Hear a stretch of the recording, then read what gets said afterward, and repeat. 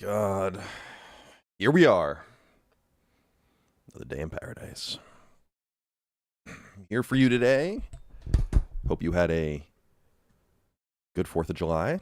Fix this camera a little. Actually, it's all right, I guess. Well, here we are. It's July 6th, 2026. AD. Or CE, if you want to be a little more inclusive. I don't.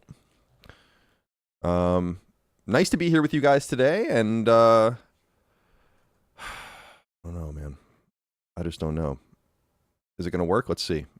Hold on a sec. I don't know if the noise is going to come through. Let's see.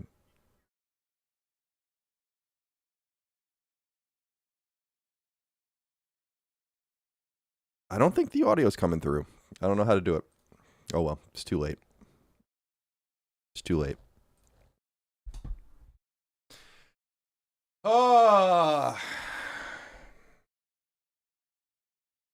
How was everyone's 4th of July? Was it good? Everyone have a good 4th of July? I did. Went to Uncle Mike's house. It was very pleasant. Very pleasant. Although, I'll tell you this. It's been so hot. It's only 90 today. Fahrenheit, of course. If it was 90 degrees Celsius, we'd be in a lot of trouble. And I'm very pleased that it's getting a little bit cooler. It's a little bit cooler now as we move forward, but still 90 degrees. Was the heat index 115 degrees 2 days ago? Yeah, it was. It was great. It was so hot out that the pool water is warmer than the outside air now. So now you're getting into like a hot tub, and then it's kind of unpleasant because then you have to, like when you get in a pool and then you keep your whole body in the pool because you don't want to get out because it's too cold outside. Well, that's what we've found ourselves in. But instead of the difference being like 85 degrees to 75 degrees, it's like 115 degrees to 100 degrees. It's great. It's really wonderful. By the way, I have holes in my arm. Is it both of them? Don't just that one. I got this shirt in 2005 on 80stees.com.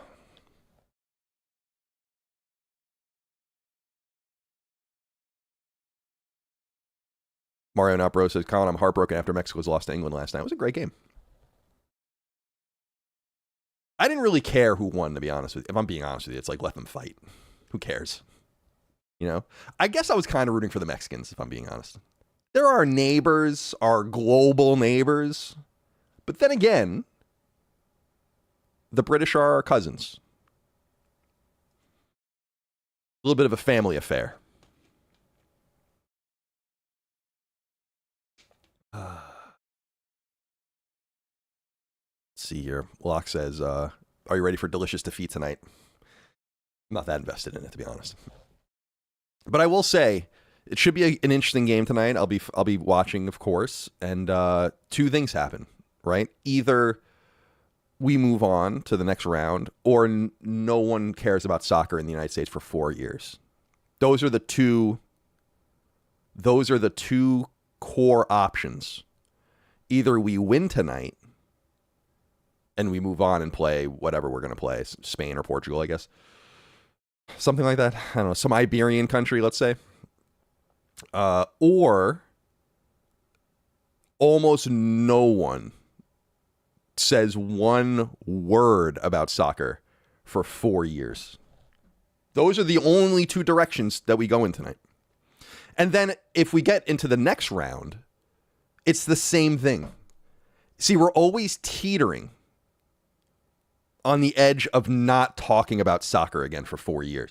Now, I'm not asking for us to do that necessarily. I like soccer. I've gone on it before. I like all athletics. I think soccer's a really great game. Is it a little silly? Yeah, it's a little. Are the fans a little bit weird? Yeah. Are they religiously tied to a game's rule set no matter what the rules are? Yes. Yes. That I can't relate to, of course. You talk to me about sports I love, like the NHL or the NFL. I'll go on for an hour about how all the things I want to change in those sports. The NHL, overtime losses, inflating point values and standings, 4-on-4 overtime, getting rid of the tie, getting rid of the two-line pass, not letting goalies play the puck in the corners. I mean, I can go on and on and on and on and on and on about the things that I would change about hockey. But you bring up one thing about soccer. Like, hey, guys, it's +7, but it's 11 minutes for some reason. You guys are still playing. Everyone's like, yeah, that's just kind of the way it goes. We don't really know. It's the discretion of a random person on the field. And then you bring that up, and everyone's like, well, how dare you? It's the beautiful game. And I'm like, I love the sports I watched and played when I was younger, and I would change a bunch of things about them. What can you do? But really, it's been fun. It's been a nice distraction because for sports fans like me, this is the dead zone. You know, you don't want to be in this zone right now. This is when you're watching women's softball on ESPN2. This is when you're watching Omega Ball, like I've said before. This is when, what was on the other day where I was like, what the fuck are we watching, man? I don't know. You know what I really do like, though? Major League Wiffle Ball on YouTube. Love those guys. What a bunch of guys those guys are.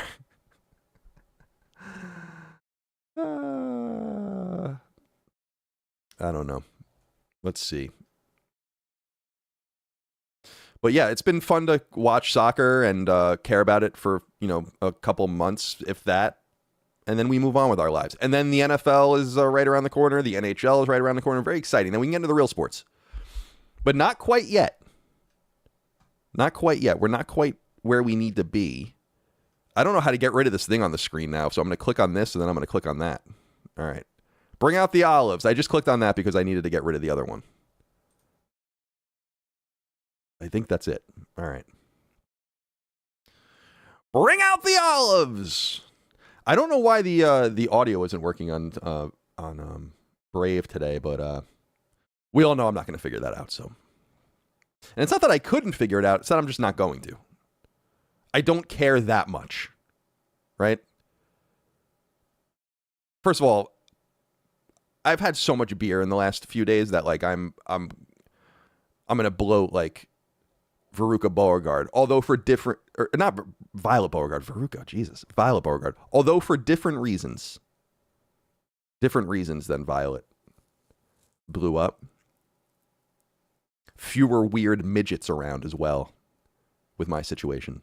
Although there is not a sing-song atmosphere like there was for Violet, which was nice. And the dancing and all, it was pretty cool.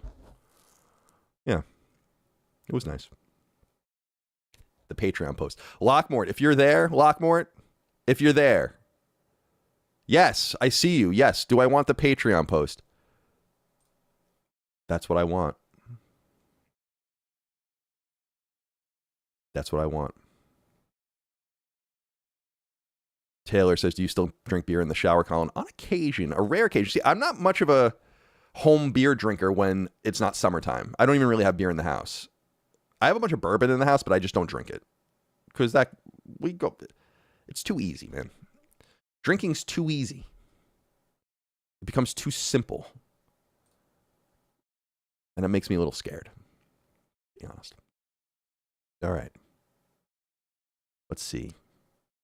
Should we get into some super chats here? You guys will dictate the terms of what we talk about, of course, as always. And we'll hang out. And yeah, so obviously everyone wants to talk about, most people want to talk about, I can get rid of this here, by the way. Locke, when will you ban Elite Honey Badger? I don't know who the fuck that is. No one does. No one knows who that is. Obviously the physical games thing everyone wants to talk about. Now, the Sacred Symbols is out. So for most of the hardcore audience, you've already heard me pontificate about where I am on this physical games thing, and you can go listen to that. Although we'll get all into that at some point. It's been fun watching people assume for some reason that I would defend Sony on this. I don't know why I would defend Sony taking discs away from you, so that's a little bit weird. And of course that didn't happen. But it was fun convincing people that not only is that what happened, but that is what happened. It's almost like you just are listening to a different podcast sometimes than the one that we actually published digitally onto the internet, onto the World Wide Web. So go check that out if you want. But we'll get into all of that as well. So there's that whole aspect of it. And I know you have a lot to say about it. You guys are very sad. Let's be honest. Physical gamers feel like they're better than everyone else. I mean, I get the whole thing. And we'll get into all that. But then, of course, there's the Xbox stuff as well that happened today.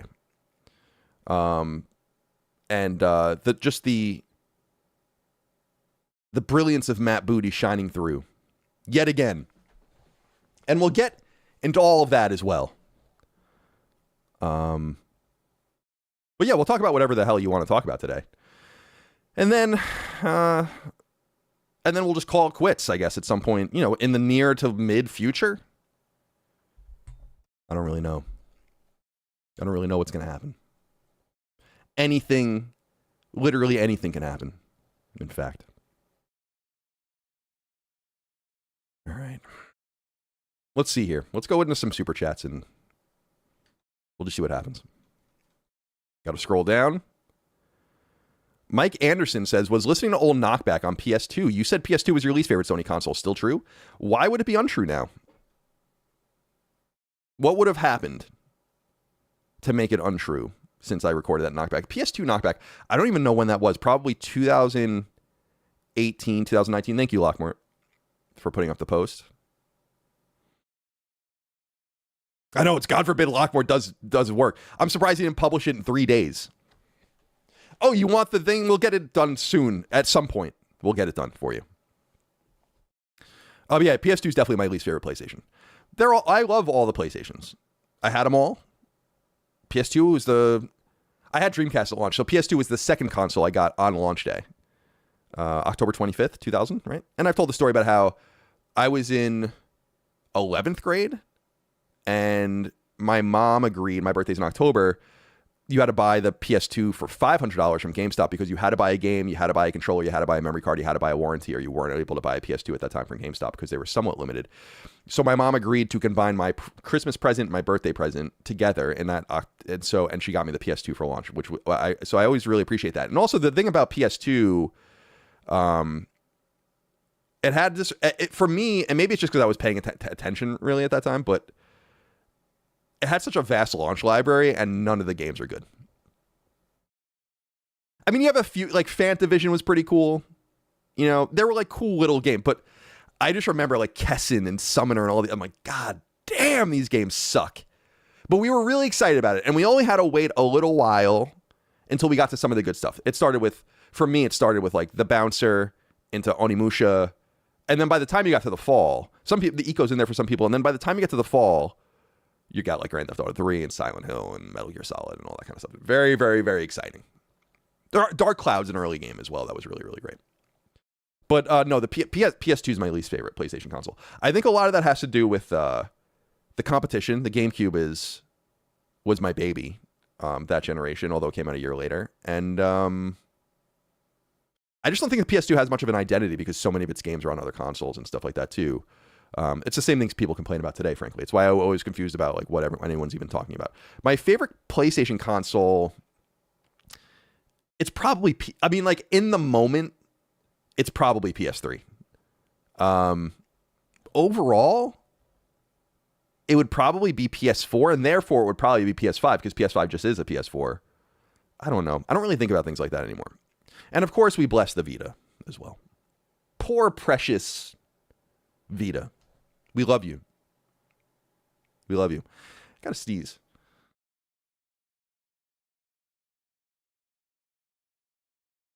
I don't know what this comment means. Hold on. Where is it?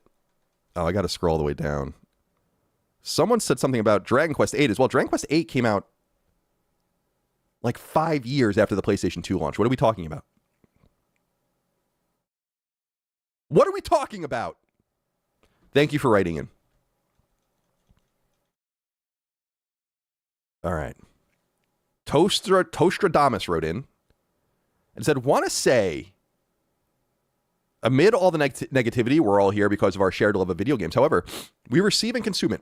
Be good to each other. What are you, like a Shinto priest? We're going to be as good to each other as we can be.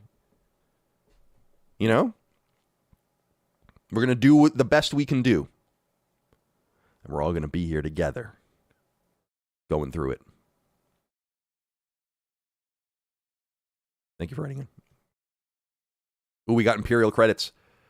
Samir Hussein wrote in and said, what do you think will happen to tiny PS markets like India, where secondhand disc gaming is big? Depressed about the discless future. I still have my golden NES cartridge, a Zelda cartridge. I do too. Here it is. Here she is. It's important for people to understand one thing. One thing. And one thing only. Actually, it's important for you to remember a lot more than that. Than one thing. That Sony couldn't give 2 fucks if you can play your used games. I hope everyone understands that. If the argument about physical gaming is that you can't buy and sell your games to each other, that Sony doesn't give a fuck about. They don't give a fuck. No. I hate to say it. I hate to be that guy. And I am that guy. Unfortunately for this particular thing. They don't care. People are like, I buy games used. I'm like, they don't care about that.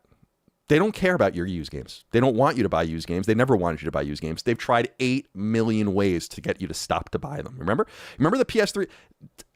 It's so funny how we've forgotten about the online pass. Remember that? 2011, maybe even late 2010 to 2012 or so. Like Uncharted 3 came with one, I remember. They don't want that. And so when people, like, if people are like, I want to own my games digitally, I want the option to have a physical catalog, I don't want to lose access to this. Those are all valid and interesting arguments. The idea of like, this stops me from buying used games. Sony's like, oh, really?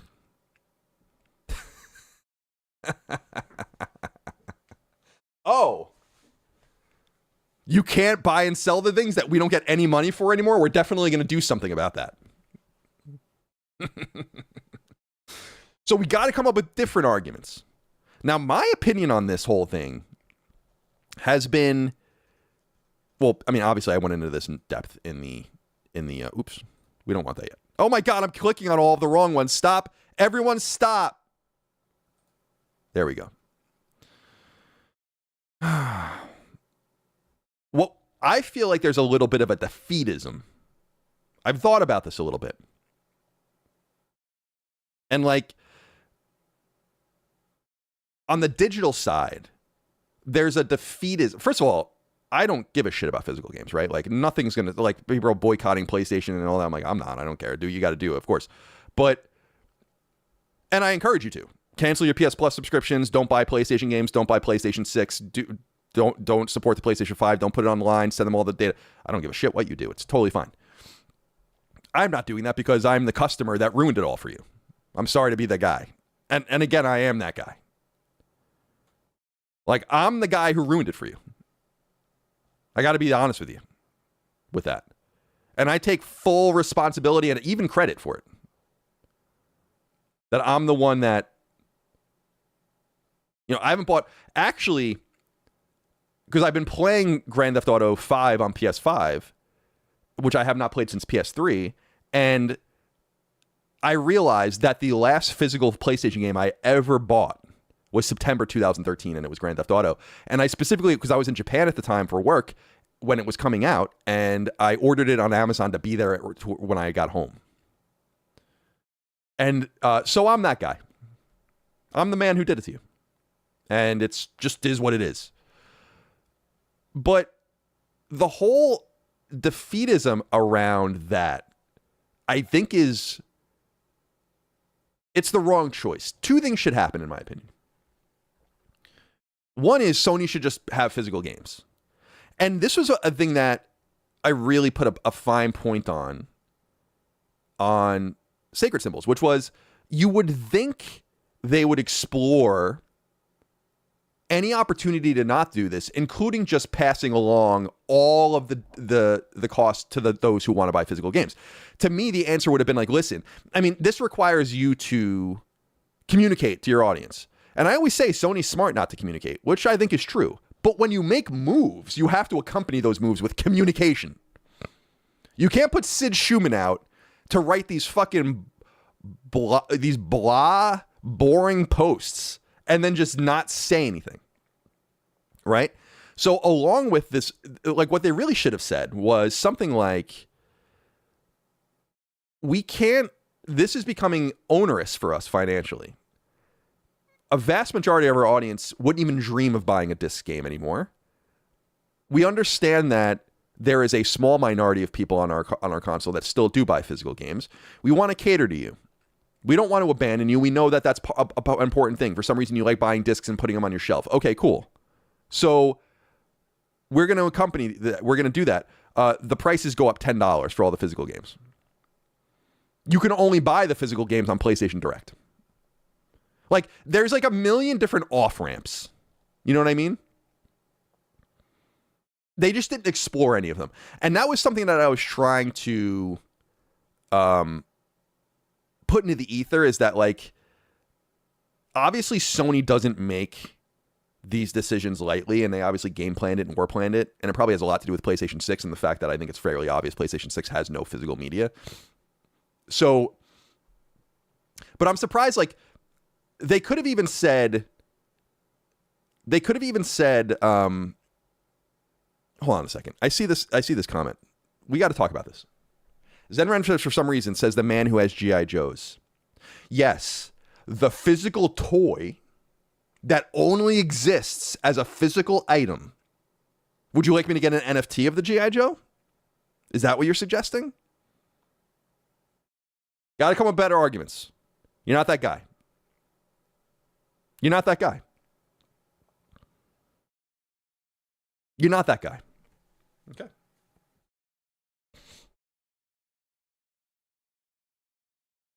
The fuck was I saying? Solutions. Being solutions oriented. So for me, it's like pretty much everyone buys digital games at some point. And a majority of PlayStation's audience buys digital games all the time, including me and most of the audience. And the physical games going away means nothing to us. However, I think Sony should just cater to both teams, both sides, as it were. And I'm just surprised they didn't say, like, we're just going to charge you more. That to me just seems like the most obvious thing. Like, if you really want to shut this thing down, and they do. All the publishers don't want to make physical games anymore. Nintendo doesn't want to make physical games anymore. Xbox has basically stopped making physical games. There are no physical games on Steam. By the way, that's my favorite thing. It's like, I'm going to leave PlayStation and go to Steam. Okay. And by the way, I want to say, do whatever you want. I really don't care. I personally don't care what you do. You want to throw your PlayStation off the roof like it's an old Letterman skate? Remember when you used to throw things off the roof all the time at the CBS building? That was always fun. Go ahead and take your PlayStation 5 and throw it off of your house roof. I don't care. I don't care. But I will say this. We could just be solutions oriented. And I do wonder what Sony will end up doing.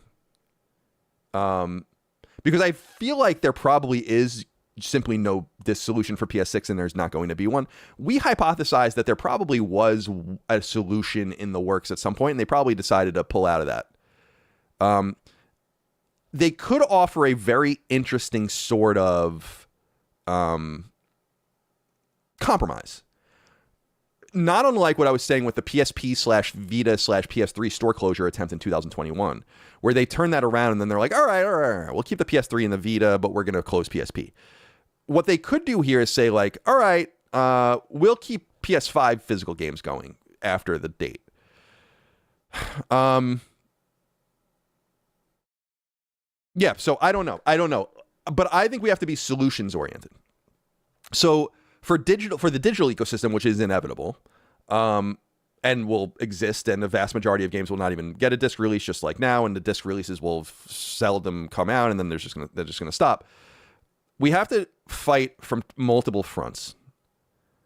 One is digital ownership. The idea that we get licenses now, but not digital ownership. And I understand that there's a lot of stuff buried in the EULA.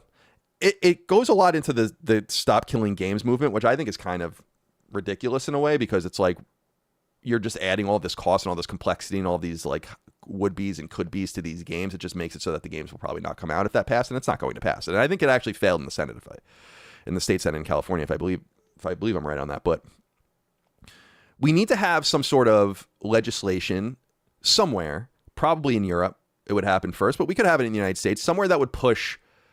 I always bring up the Apple example, right? Of like Apple abandoning their proprietary, e-waste because of getting sued in Europe. And so they just make it true for everyone. So you have to have somewhere where it makes it true for everyone, as it were. And I would simply make the licensing agreements turn into, or at least future licensing agreements turn into digital ownership. And I had this idea because the whole thing revolves around like, what if Sony goes out of business, right? And then even if you own it, their servers shut down, you can't acquire everything anymore. I was like, well, could there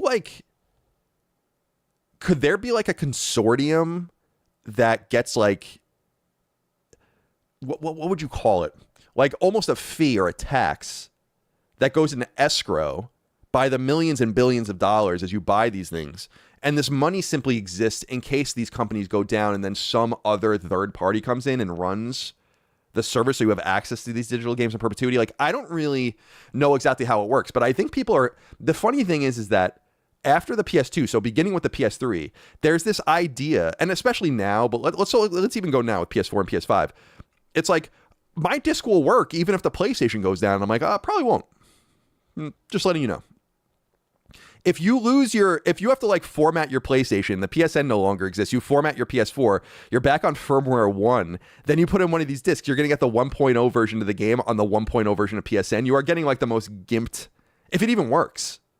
Like a lot of these games won't work. It's so funny how people were like, Crimson Desert was a good example of this, and they were arguing with Grand Theft Auto and like how the games might leak and how you can lock the games behind a patch. So I'm like, what you're saying, interestingly, is that you want the discs to be able to lock out people until PSN allows them in, which means that if the PSN went down, it would just go back to the 1.0 version of the disc, which wouldn't work.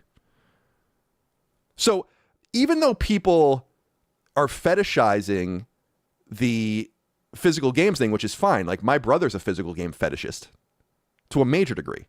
My wife also is. She buys physical games constantly. She has a huge collection of physical games. Dustin is a physical games player. So I am sympathetic to all of these kinds of things.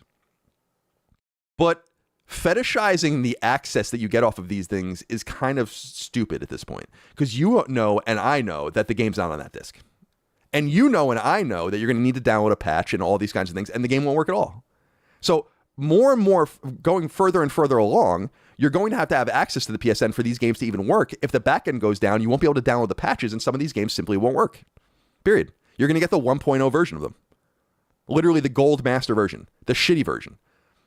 So there has to be a compromise where so instead of acting like nothing can be changed with digital games, we have to put the kibosh on this idea that like you don't own what you buy digitally. And I was saying this all really does begin with Apple and iTunes, long before PSN even existed. This is an answer. This is something that needs to be answered for. And I think it's perfectly reasonable to expect that. So the long and the short of it is I'm just confused why Sony's doing this to people, because though they're a decreasing physical games buyers are of decreasing importance to PlayStation quarter over quarter, year over year over year. It just is what it is. And again, I did it to you. But I don't know why you'd want to throw the baby out with the bathwater. There are probably deep reasons. They're repurposing that factory apparently already. I've talked about how we get physical games at Lilimo. I buy them. So I fund them and I know how it works. And the games come from, the discs are printed in Austria and a lot of the stuff is compiled in Indiana. So yeah, I just think that like this idea that physical games will inoculate you forever, and especially because you're on a digital machine with all these moving optical parts and stuff like that, it's just a little bit of a delusion. I think the answer is to just make it so that the digital games can be playable beyond the bounds of the licensing. And then you just give physical gamers the options to get those physical games. And I do feel like there's an opportunity for Sony to turn things around on this front. Like, I wonder if they're gonna, if the out, because they must have baked in like a certain outcry, right? Like, there must have been a certain, when they were wargaming this, like, we're gonna eat shit here for a little while. We all understand that, right? And so it really is about their tolerance for it. And I think if Grand Theft Auto 6 is any indication, it doesn't really matter. You know, but I if I were them, the thing I feel bad about with physical gamers is I feel bad for them in a way because there's really nowhere to go. And that I do kind of feel bad about, right? Like, Nintendo wants out. I mean, you're delusional if you think Nintendo's your savior. I'm also thinking a lot about the cottage industries that have popped up around all of this and how unfortunate that is too. But yeah, I don't know. So I understand people are torn up about it. I feel bad for a lot of the people that are torn up about it. And I hope Sony has a solution for you. But my assumption is that a lot of this has to do with PS6 and the interoperability of the console and the handheld and not having to explain things to people. And also them looking at their books and saying, like, people just don't buy physical games. And of course, when things like this happen, you see a huge outcry online, but it's just magnified by people being outraged. It's not a reflection of those buying physical games. Otherwise, they would have never made this deal to begin with. So I'm trying to look at it also from a strategic point of view as well, because I'm very curious about how they came up with this and like what the money and numbers look like. And they might. I mean, the sad reality is that they might be fine losing some of these people. They might just say like, listen, it's the cost of us doing business. We can't please every edge case anymore. That's why I was saying things about, you know, wait, what is this? Are you going to cancel physical version of Saint Slayer? If not, why? Why would I cancel the physical version of Saint Slayer? Saint Slayer won't even be our final physical version. Why would I do that? Because you're crying?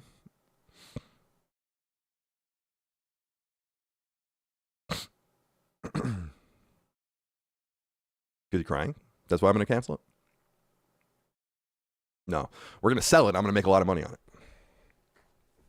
And by the way, you're going to get a really good version of the game on there too. Fully patched probably. We haven't even submitted the Gold Master yet. Because we waited. I didn't want to pay the full ESRB price. Got to wait 90 days from the digital. Otherwise, you have to pay a fee, like a penalty. So don't cry. We're not going to cancel Saint Slayer's physical edition. And again, it won't be the final physical edition we'll do. Even if they cut off in 28, I think we can get, I don't want to tip our hand, but I think we could probably do 2 more after Saint Slayer. So no, I'll be selling that. Thank you, though. Thank you for asking. All right, let's see here. The funny thing, too, I've noticed this as well. Because what I've realized is, like, it's not unlike other things. Like, physical games, there's one thing I can definitely say. It's that physical games buyers are babies, right? I think we all understand that in the last week, right? Like, there are certain baby-like communities, and definitely this one has shown itself to be one of those baby-like communities. But people are mad at me for some reason, and I'm telling you, I don't want them to take the physical games away from you. Seems like you're just acting out. You're just mad. You got to be mad at someone, right?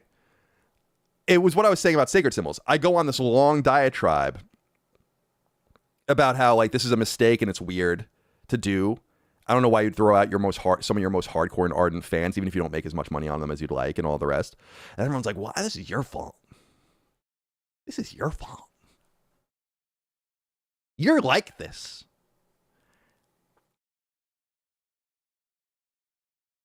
But anyway, physical games are dying slowly but surely. But hopefully we can get a few years out of this. But I feel that's what I was saying earlier, is that there's nowhere for you to go. The keycard situation in Nintendo shows you where they stand. Xbox can't even sell games digitally, nonetheless physically. And then you have Steam, which, when's the last time I bought a physical PC game was probably like 1998. So you can't go there. That's the sad part.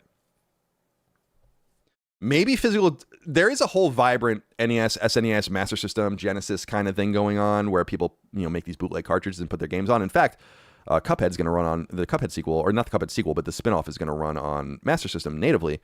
Maybe that's where people go. But I don't know. I don't know. But I'd like for Sony to give you the option until it really makes.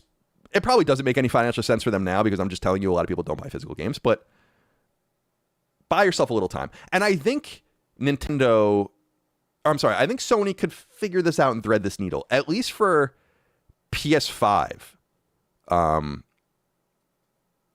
PS6, I feel like I doubt they're. I mean, I don't want to say I doubt. You can do whatever you want.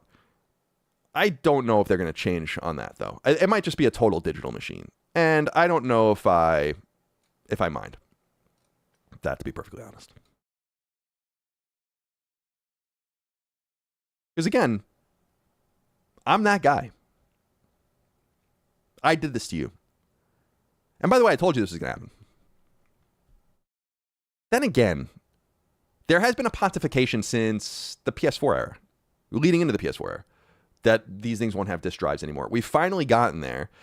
Let's be clear. The PS6 shouldn't have a disk drive natively. There's no universe where they should have their core customer, their main customer, me, subsidizing the disk drive for you.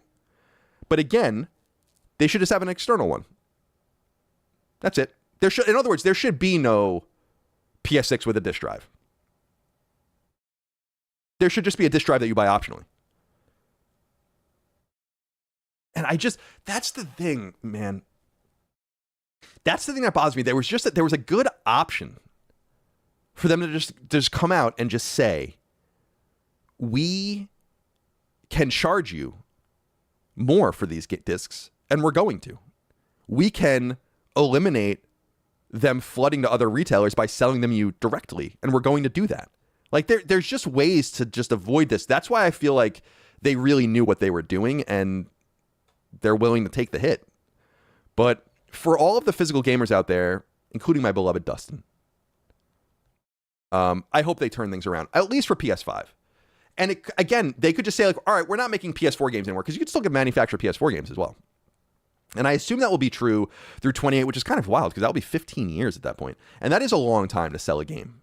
But we'll see. So I don't want to say even a prediction. I think the most likely outcome, should they want to backtrack, would just be all right, we'll keep making PS5 games beyond the bounds of January 2028. And then we'll let everyone else that lives in the future now go to PlayStation 6 if they want. Or you can stay on PS5. And as we said before, I have a hard time intellectualizing the idea and visualizing the idea of them having even PS6 exclusives at this point, because I just feel like it's going to be so cross-generational. Because I think people are going to be happy with their PS5s for a long time. And people, I don't want to say many millions, but millions of people will buy a PS5 for Grand Theft Auto. So they will have just gotten their console, and then they're going to move on already. So I don't know. I don't know how this is all going to work. It's going to be very, very complex. The other thing is, they have to, and this is a big thing we went into when my account got boosted, and I think this is really the center of it, is you just have to, and I told Sony that. I mean, I told you guys, I haven't said most of what I've talked to Sony about in regards to these issues over time, but they know. I mean, I told them, I'm like, you're going to sell a digital, I was talking about the handheld, and again, they didn't acknowledge it. They won't acknowledge PlayStation 6 even behind the scenes, but it's like, you're about to sell this digital thing, you need to clean up the PSN. You need to make it secure. You need to make it so that people have their accounts back. And this is what I was saying about being defeatist. It's like, no, the answer isn't all these things happen, so we have to have these gimped 1.0 physical versions that no one fucking wants anymore, these coasters in this digital ecosystem. It's ridiculous that that would be the answer. The answer rather is to give people choice, and if they want to buy digital games, make sure they're secure. Because your PSN account should conceivably, if you made your PSN account when you were a teenager, why wouldn't you have it in 50 years? Right? Sony's got to secure that. So instead of making excuses and making it seem and fetishizing physical as the only solution, instead we should put our boot down on these companies and say you got to fix your shit. You got to fix your licensing system and your acquisition system. You got to fix your security system and your ability to get your account back if something happens, and to secure those kinds of things. We need to put that at the forefront. Then everyone is most pleased. You know what I mean? Because I like, I said this when my account got boosted, is like, I want access to all the games I licensed, in quotes, over the years. I feel like that's my right to have that. I paid for it. But I also am honest in that this is where the physical gamers cease their honesty. Is like, I'm never going to play this shit ever again. Like 9 out of 10 games on the PSN that I have, I will never touch them again. And I think that that's what's true for a lot of physical gamers. I don't think a lot of you even play the games at all to begin with. I think it's more about collecting the games, it seems like, for a lot of people. So it's like the access should be there, but I'm not going to pretend also like I'm like, oh my God, I want to go play Horde on PS3 and I don't have access to it anymore. It's like, dude, I bought that game for $10 in 2009. And I've moved on and played 1,000 games since then. So it is what it is. Oh, I see. Dustin, you're here. It's good that you can be here, but not work. That's fun. Appreciate that.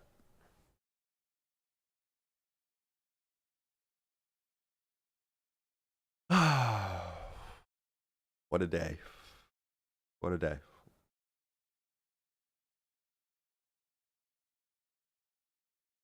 Oh, I gotta have my physical disc with version 1.0 on it. I'm gonna put it in my PS5.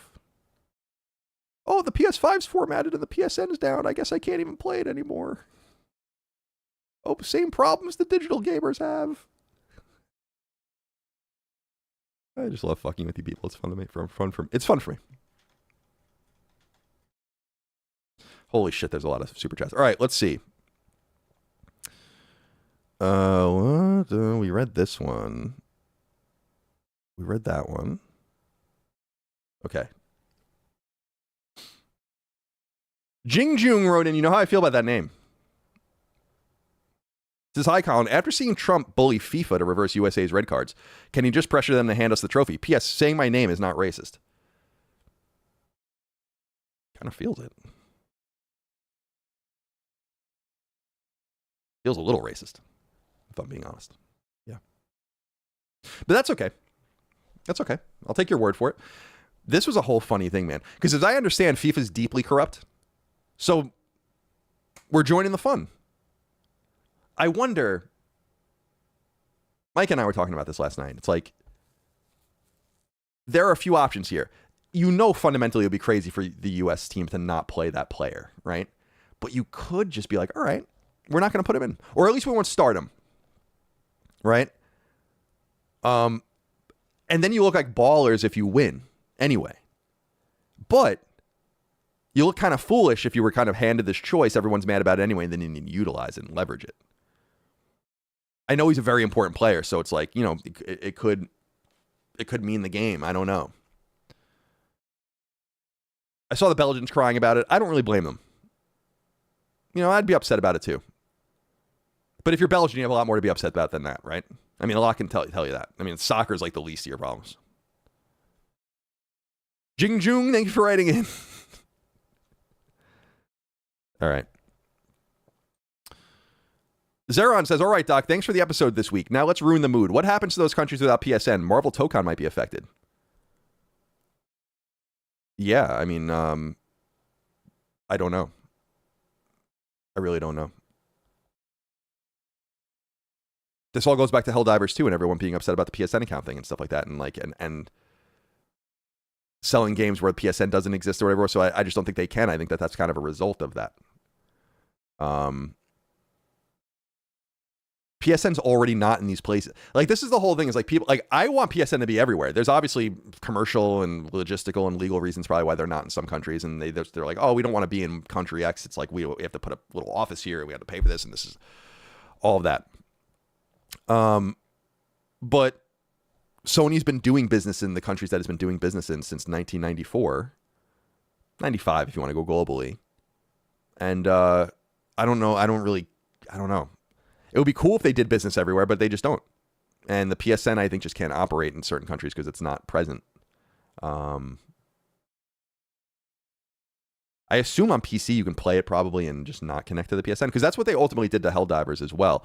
Although I would assume if you're really buying it on PC, you want to play with the PlayStation people probably. You want to have like cross-gen. I don't really know. I don't really have any idea, any insight into that. I got to be honest with you. I mean, these are... I feel like people are worrying about every edge case. And I'm like, all right, guys. Does the console work in the United States? Okay, good. Fair enough. All right, let's see. Oh my God, so much scrolling.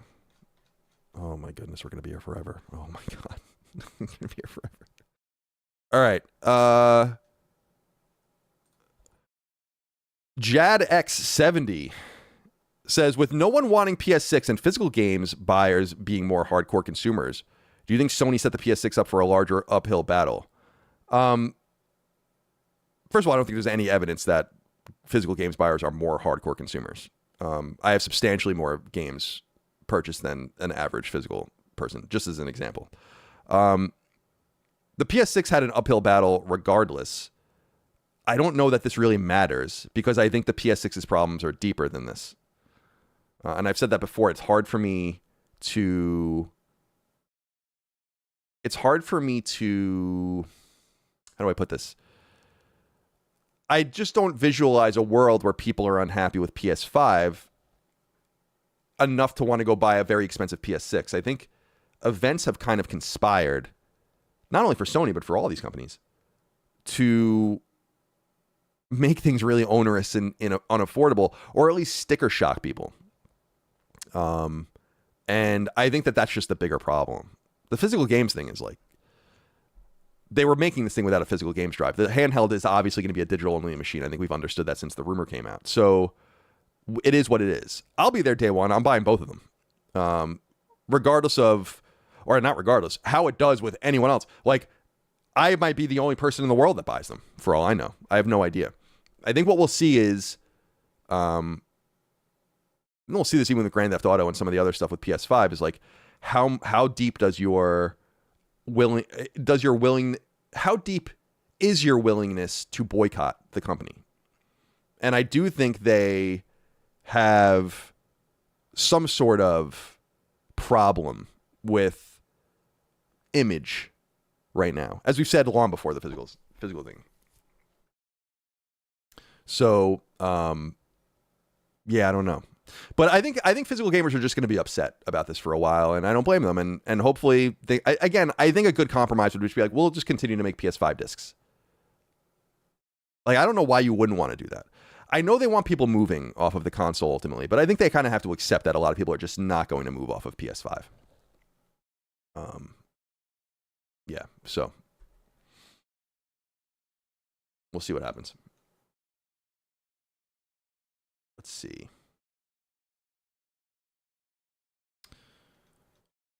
I also think talk's cheap, by the way. So if you really, really, like, if you want to hit them where it hurts, don't play your PlayStation, take it offline. Obviously, don't buy anything on it. Cancel your PS Plus subscription, and don't use it. Don't play on PlayStation anymore. I mean, hit them where it hurts. If you're that upset about it, why wouldn't you? I said it straight up.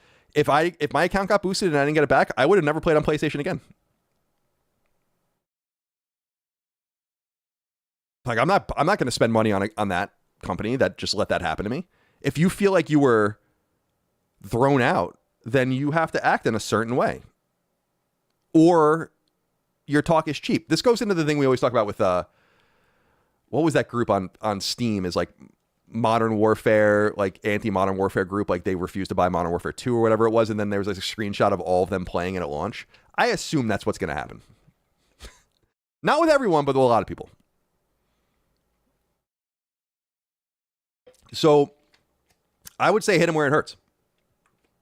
And as I've noted many times, PlayStation doing bad is good for my business, and it's fun when that happens, just based on my previous experience, specifically with the PS3 era and the outage. It's like some of the most iconic content I ever did. So I don't really care if Sony doesn't do well or does well or doesn't do well. It's just, I'm here to kind of just tell you, like, commentate.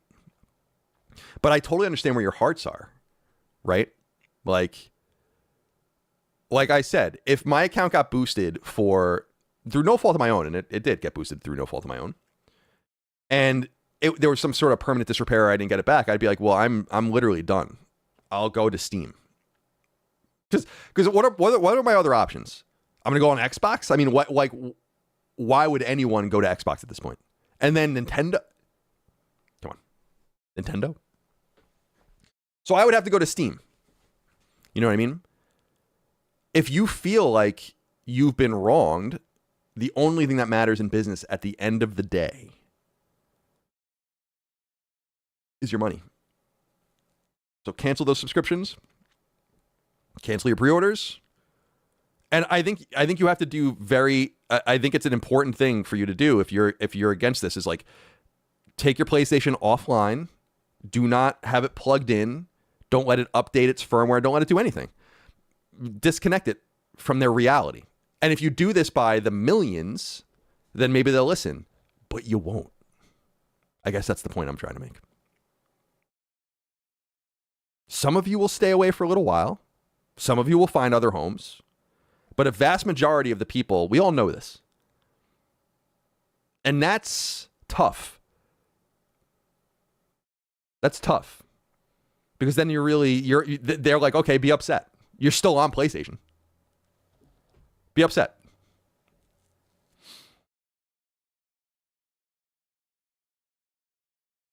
But I hear what you guys are saying. Like, if you feel like you're thrown away, like, I get it. Because what happened to my account was horrifying. I obviously had access to get it back.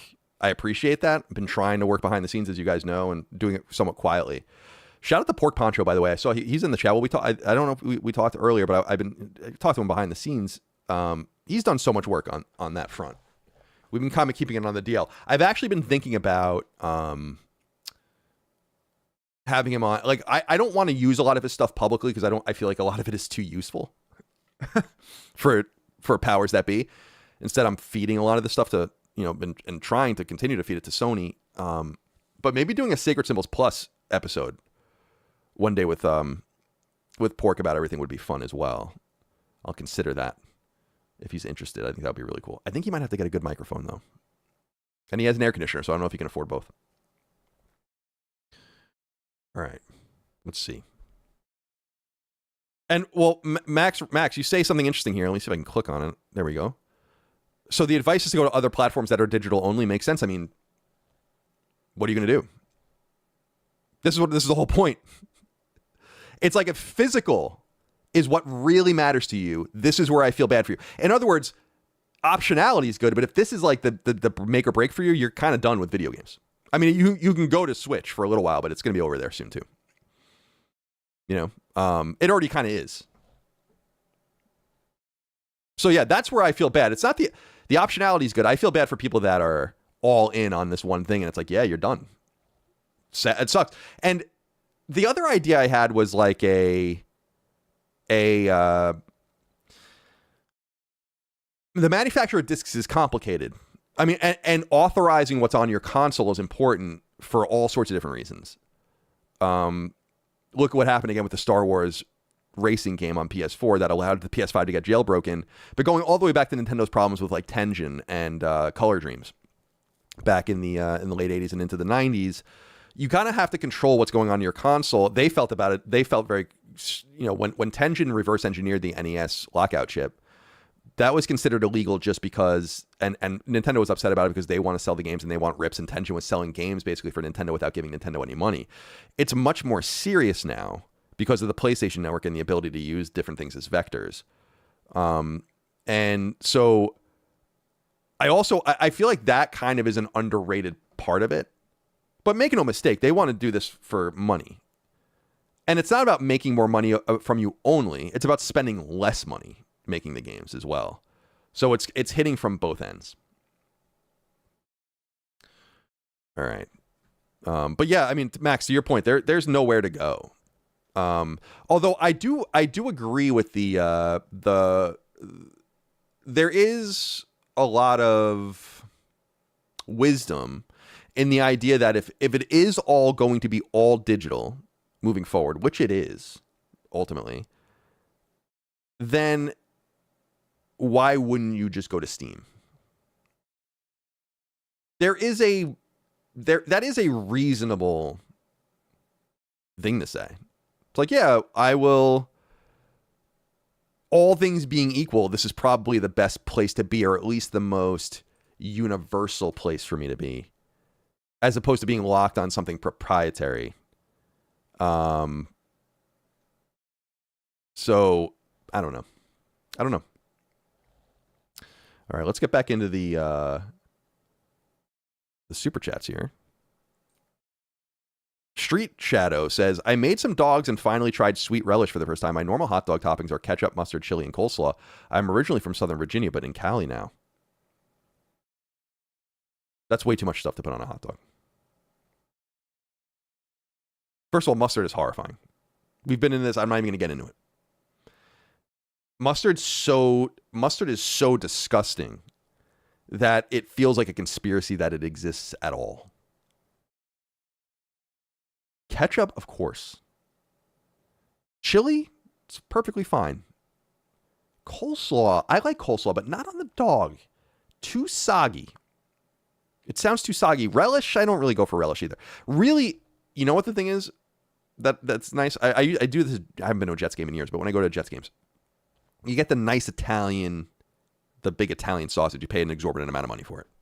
You go to the little station. You know what you put on it? A little ketchup. A little mayonnaise. And you got the onions and the peppers on it. You paid $20 for the thing. And then you got the beer. It's another $12 or whatever. So you're going to put the toppings on and you're going to enjoy it. But I always really liked that. I always really enjoyed that. Mustard, it's a little too European for me. But I will say this. The worst kind of mustard to even look at or smell is that like golden, that like bottled mustard. That, God damn. Just the worst. Thank you for writing in. MW Davis says, my pool was 95 degrees. It wasn't refreshing. Did Booty get demoted with the King and Mojang changes? I haven't looked too deeply into what's going on there yet because I woke up and I was doing some other stuff. So let me see if I can find this. Because I read yeah, here it is. Resetting Xbox. So we can get into this, I guess. Yeah, 95 degrees. It's not I don't mind getting into the warm pool. It's nice. It's just not quite what you're looking for necessarily. It's like, damn, dude, how is this so hot? And then you look up in the sky and there's a nuclear furnace suspended in the air. And it's pounding the water surface. Just pounding it. Okay? Let's see what's going on here. How do I do this? Here we go. Transition. Oh, I transition to this. Okay. Let's get rid of this comment if we can. So much scrolling. Oh my God, it's so much scrolling. Okay, let's click that. All right, so the letter resetting Xbox. We can go through this a little bit by bit. Team. Who is this written by?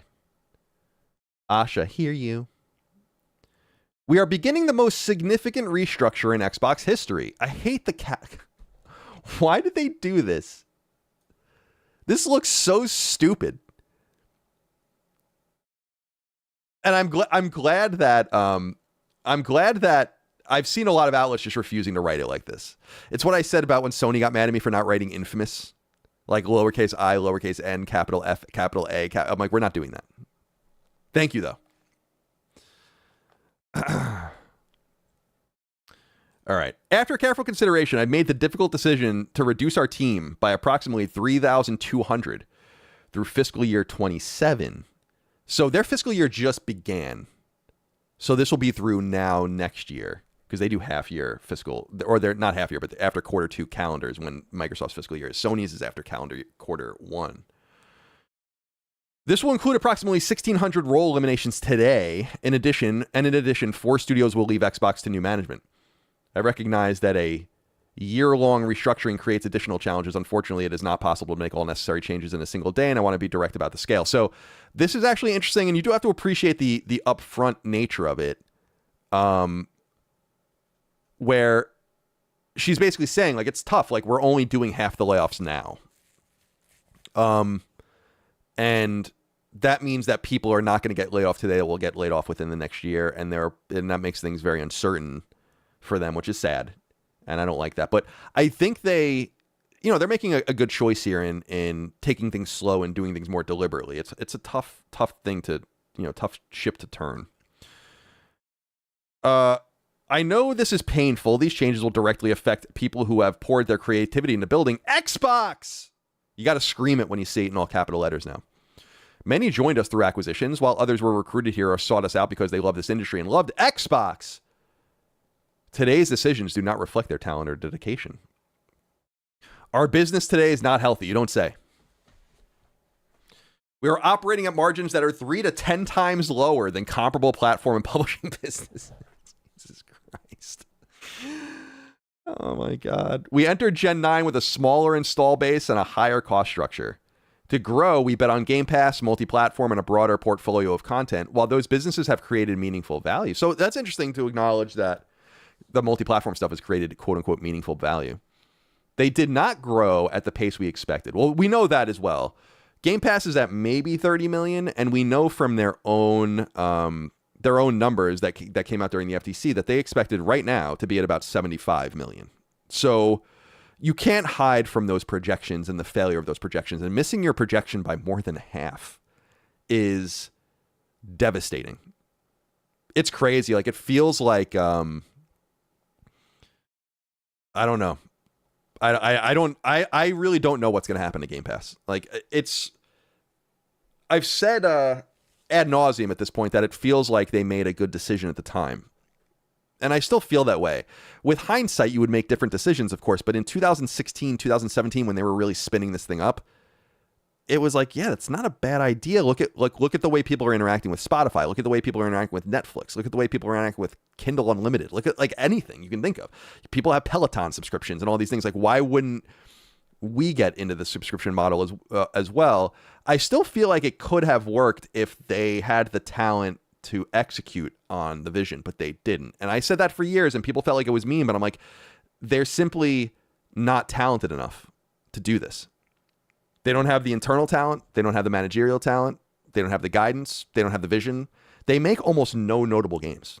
I mean, really think about that. Outside of Forza Horizon, like, what's the notable game Xbox makes right now that they didn't go out and buy? And to be fair, they went out and bought Halo and they went out and bought Gears. We've talked about that. Forza is really an organic thing. But fine, those things are identified with them. But, like, what kind of game are they even making that would draw people? And I would argue that Activision's arguably worse now. Bethesda, I think, is clearly worse than it used to be. So they're just not a good nurturer of talent. And that anyone would deny that at this point is insane. People were making fun of me. I remember very clearly about people. I was asking, people would circulate this clip about, I asked, like, why would Xbox ever buy Ninja Theory? Well, why did they buy them? Compulsion? Like, it was just like they would just buy anything. They wanted their hands on anything. And again, the leaked emails note that they just wanted anything. Like, you would be hard pressed to name a studio or a publisher that isn't in those emails. They wanted all of them. And the one thing that I am so grateful for, and it truly is that, like, when it push came to shove, and this is just happenstance and it worked out, is that they bought teams and studios that I didn't give a fuck about. Almost to a T. They own really 2 teams in any of their whole constellation of studios that I give a shit about. And since they had at some point like 30 something, it's like, cool. You know, id and Machine Games. That's it. Anything else can go for all I care. Right? Like, so I feel really fortunate that it wasn't something like Capcom or Tecmo Koei or something else that they would have inevitably ruined. Instead, like, they got Activision. It's like, okay, I don't even know. I was thinking, I think the last Activision game I bought was Pro Skater 1 and 2, which I think was 2020. And then Bethesda, which is like, whatever. Especially Bethesda Game Studios, where I'm like, I could care less about this. And by the way, after playing Starfield, I was like, holy shit. Like, holy shit. So it worked out from that perspective, because if it could have been a different combination of teams that they ruined, and I would have been like, oh man, what a shame, you know? So from that perspective, it's been good. But from the perspective of the teams that they bought and then kind of ruined, it's too bad. All right, where are we in this? Okay. To bet we grow in game while these businesses have created. As that happened, our core business weakened, and we added more teams, more investment, and more time, hoping for a better outcome. And now the industry is facing the most severe hardware crisis in its history. We must reset Xbox. First, we will reset our content portfolio. Since 2018, we have aggressively expanded our studio portfolio, while the number of games created each month across the industry now outpaces the last 10 years combined. We now find ourselves competing not only with the largest publishers, but also with smaller independent studios. This is a surprise. I did read a little bit of this earlier today, and I thought she was going in a different direction here, actually, with what she was saying. I'll finish the paragraph, and then I'll go in the direction. Maybe some of you thought the same thing. I'll go in the direction I thought she was going in here. It is neither possible nor desirable to own every great independent studio. We have also learned that we are not the best home for every type of studio. No shit. In a typical year, we lost 64 cents. My God. We lost 64 cents for every dollar we invested. What? As we reset Xbox, we will help independent creators succeed by providing open development tools and audiences to realize their vision. What?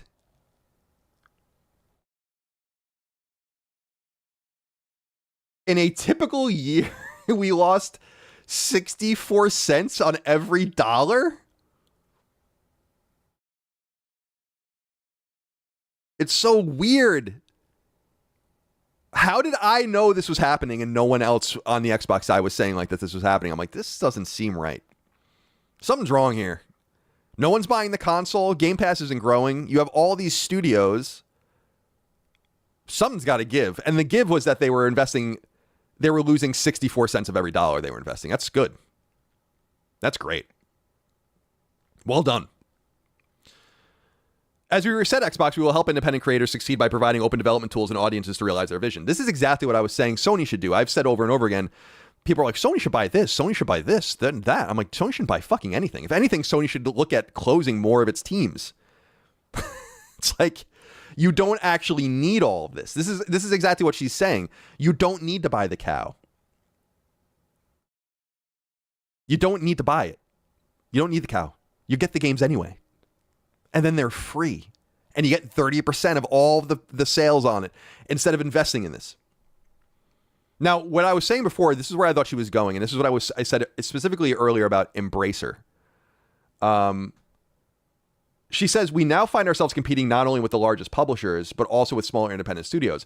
At the comma, I thought she was going to say, we find ourselves competing not only with the largest publishers, but with ourselves.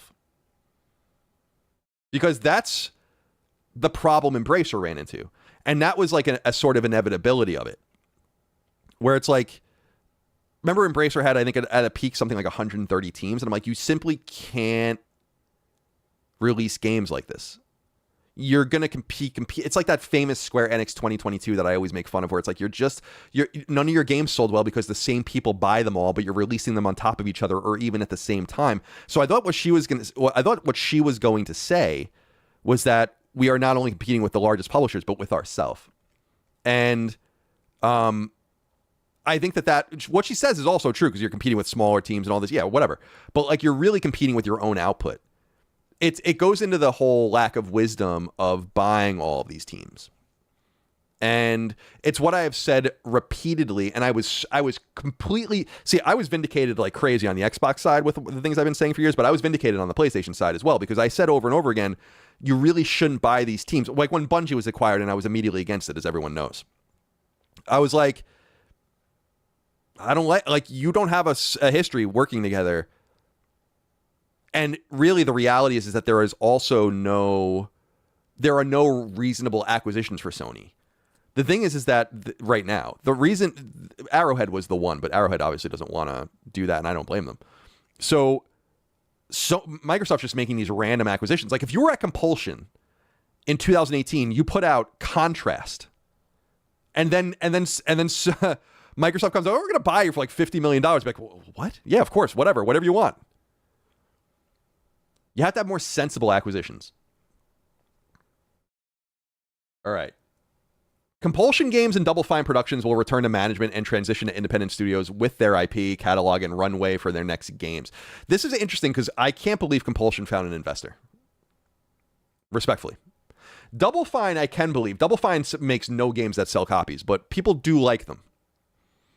And Tim Schafer's very well connected, so it's not a huge surprise that they would find investment. But Compulsion, I can't believe Compulsion found an investor. That to me is unbelievable. Ninja Theory and Undead Labs have entered terms to join new ownership with funding to complete and grow Senua and State of Decay 3. So Ninja Theory obviously makes beautiful games. Their games don't sell. They do have a lot of infrastructure, though, and a lot of mocap infrastructure, as I understand, and all of that. So that's interesting. And in the UK, because Media Molecule does this too, even in the UK, if you're a subsidiary, you still have to release your financials. And so Ninja Theory actually was running a profit according to their own financials. Undead Labs, people seem kind of soft on them, but I'm surprised by this just because State of Decay has been in development forever, and you would think you would just see it through at this point. It's almost confusing why you would spend all this money to get the game so far, only to pull back.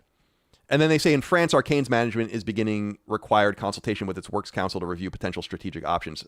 This must have to do with French laws, because I assume that they would probably be more accelerated if they had options otherwise. We are also making reductions across other units, and in some cases, she writes, shifting investment to focus on higher priority projects. These changes vary in size across Activision, Bethesda, and ZeniMax, Blizzard, King, Mojang, and Xbox Game Studios. Xbox Game Studios. Does Xbox Game Studios even really exist anymore? What's left? Playground and Obsidian? None of our first-party... Oh, and I guess Coalition and 343 or whatever they call it now. None of our first-party publicly announced games or projects are being canceled as part of these reductions.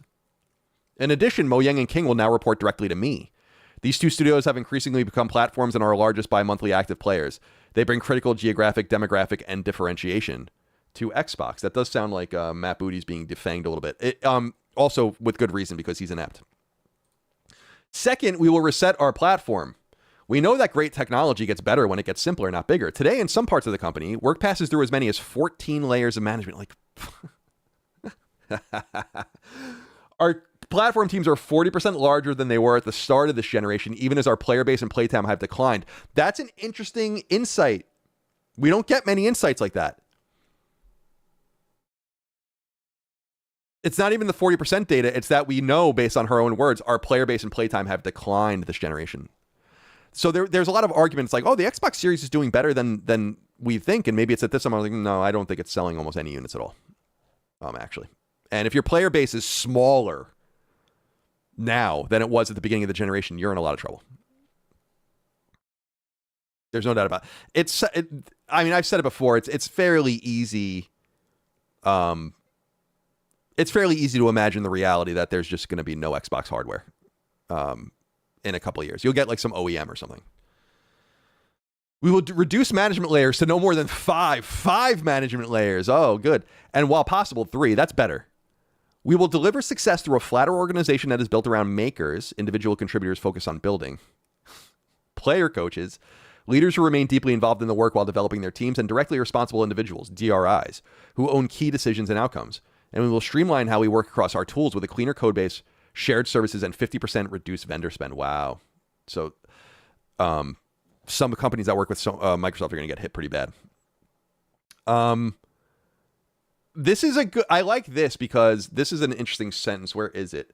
Yeah, who own key decisions and outcomes. This is a thing that I think is missing at Microsoft and clearly missing at Sony as well. We talked about this extensively. Like, if you were involved in the Concord deal, how are you still working at Sony? Like, I've asked that question before. Like, if you were involved in the Bungie acquisition, how can you possibly have a job here still? That's like a complete lack of accountability. And she's talking the similar thing here about like, you need to be accountable for the things that you decide and then the outcome of that decision. And so that's certainly something to be, because like that accountability does not exist at Sony.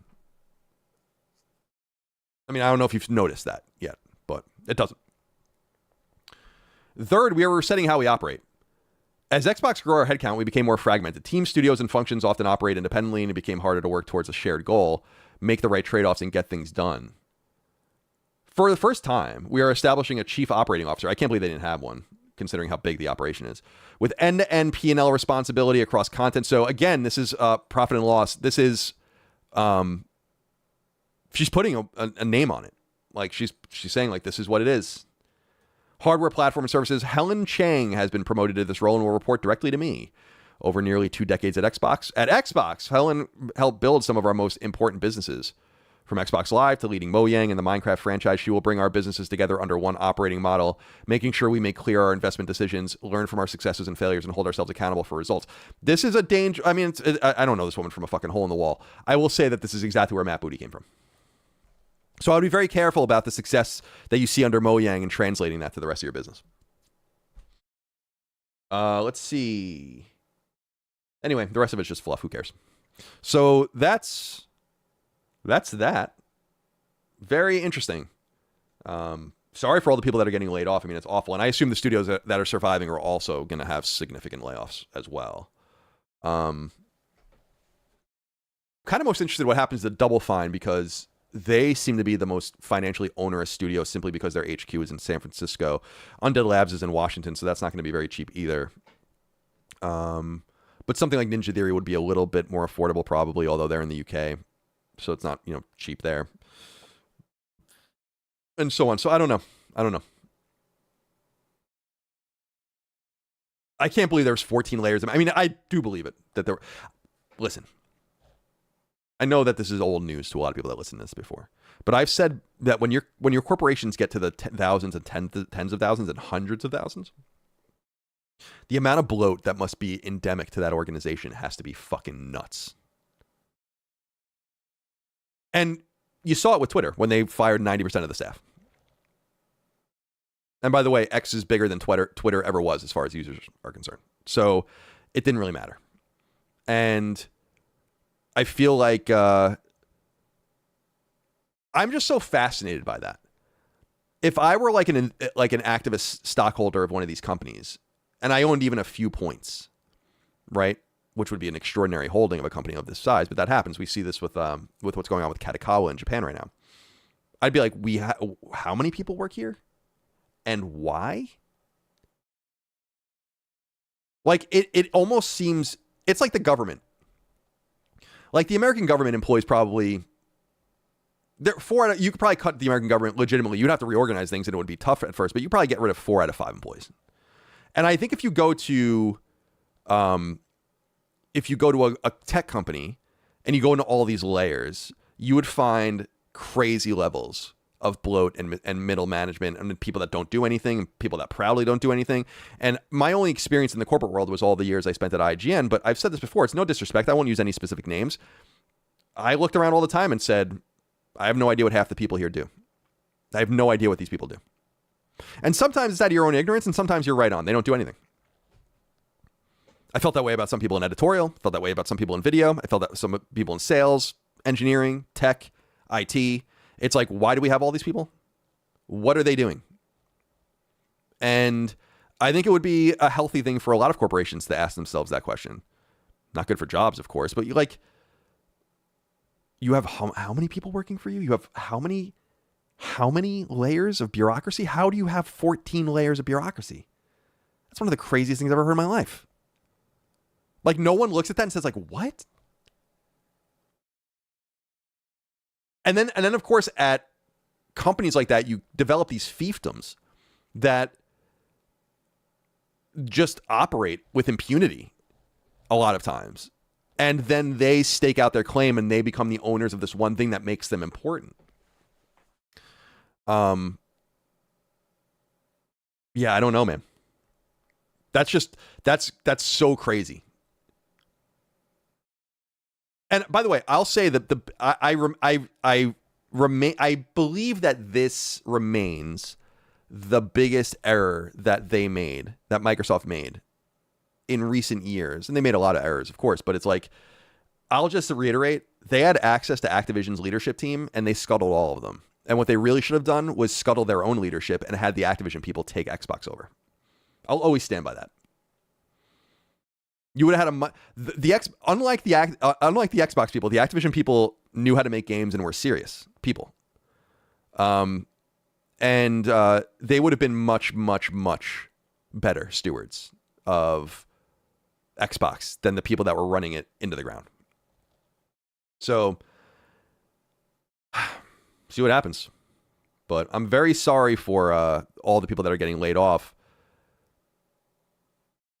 You know, obviously the games aren't good enough and all of the rest. So, I mean, because I think that a lot of it happens because of not being your fault. Bad decisions at the top. Jay Silver says, if it was up to Activision, every single Xbox studio would be working on Call of Duty, and I'm not joking. That might be true, and they probably would be making more money.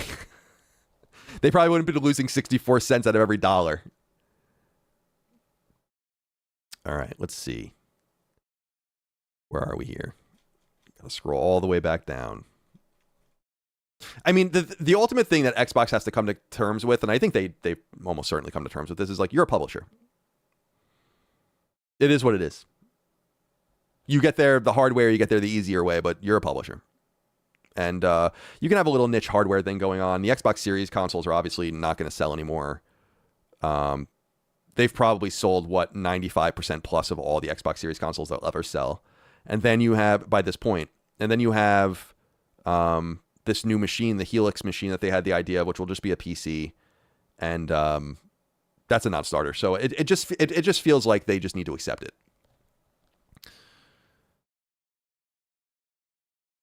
Z Wraith says, please give me 15 minutes on how the red card on the U.S. striker was complete bullshit.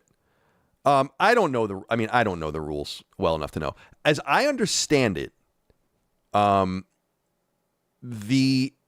whole nexus of it being overturned was that the ref shouldn't have used instant replay or slow motion for the penalty. And so, in other words, like, the whole penalty should have never existed. Thus, having a red card for it shouldn't have existed. Thus, the penalty for getting the red card shouldn't have existed. I understand all that, but I don't know. I don't really give a shit. I know the FIFA is deeply corrupt, and it seems like everyone's known that forever. And so it is what it is. I guess we get a little bit of a benefit this time from it. Chief Adam 94 says, Xbox layoffs weren't as bad as I thought they would be. While it sucks that 1,600 people lost their jobs, I'm glad none of the studios closed down. Well, 1,600 is half of the people that are getting laid off. They're going to be layoffs later. Another 1,600. And they also aren't counting all the headcounts of the studios they disbanded. Otherwise, the number would have been a lot higher, and those people are going to get laid off. I mean, I can't imagine there's a universe where maybe with... Like, all right, so like, it depends on how far you are in development. State of Decay might need to keep their team together to get the game out the door. And maybe that's what their investor... I want to know who invested in these games, by the way. So maybe that happens or whatever, but like, they've kind of offloaded a lot of the dirty work by letting the teams go independent. Then they have to do the layoffs. So it is worse than it seems. I mean, because maybe I'm misreading the numbers, but I'm pretty sure all of these numbers come from studios they're keeping or from internal Xbox HQ. So it doesn't count the presumed layoffs. All right, let's see. God, there's so many fucking comments.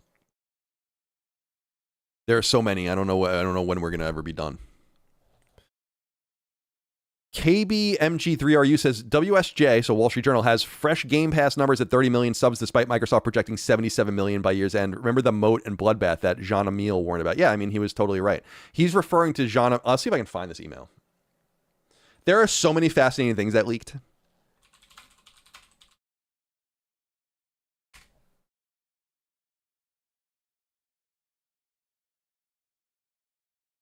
See if I can find it.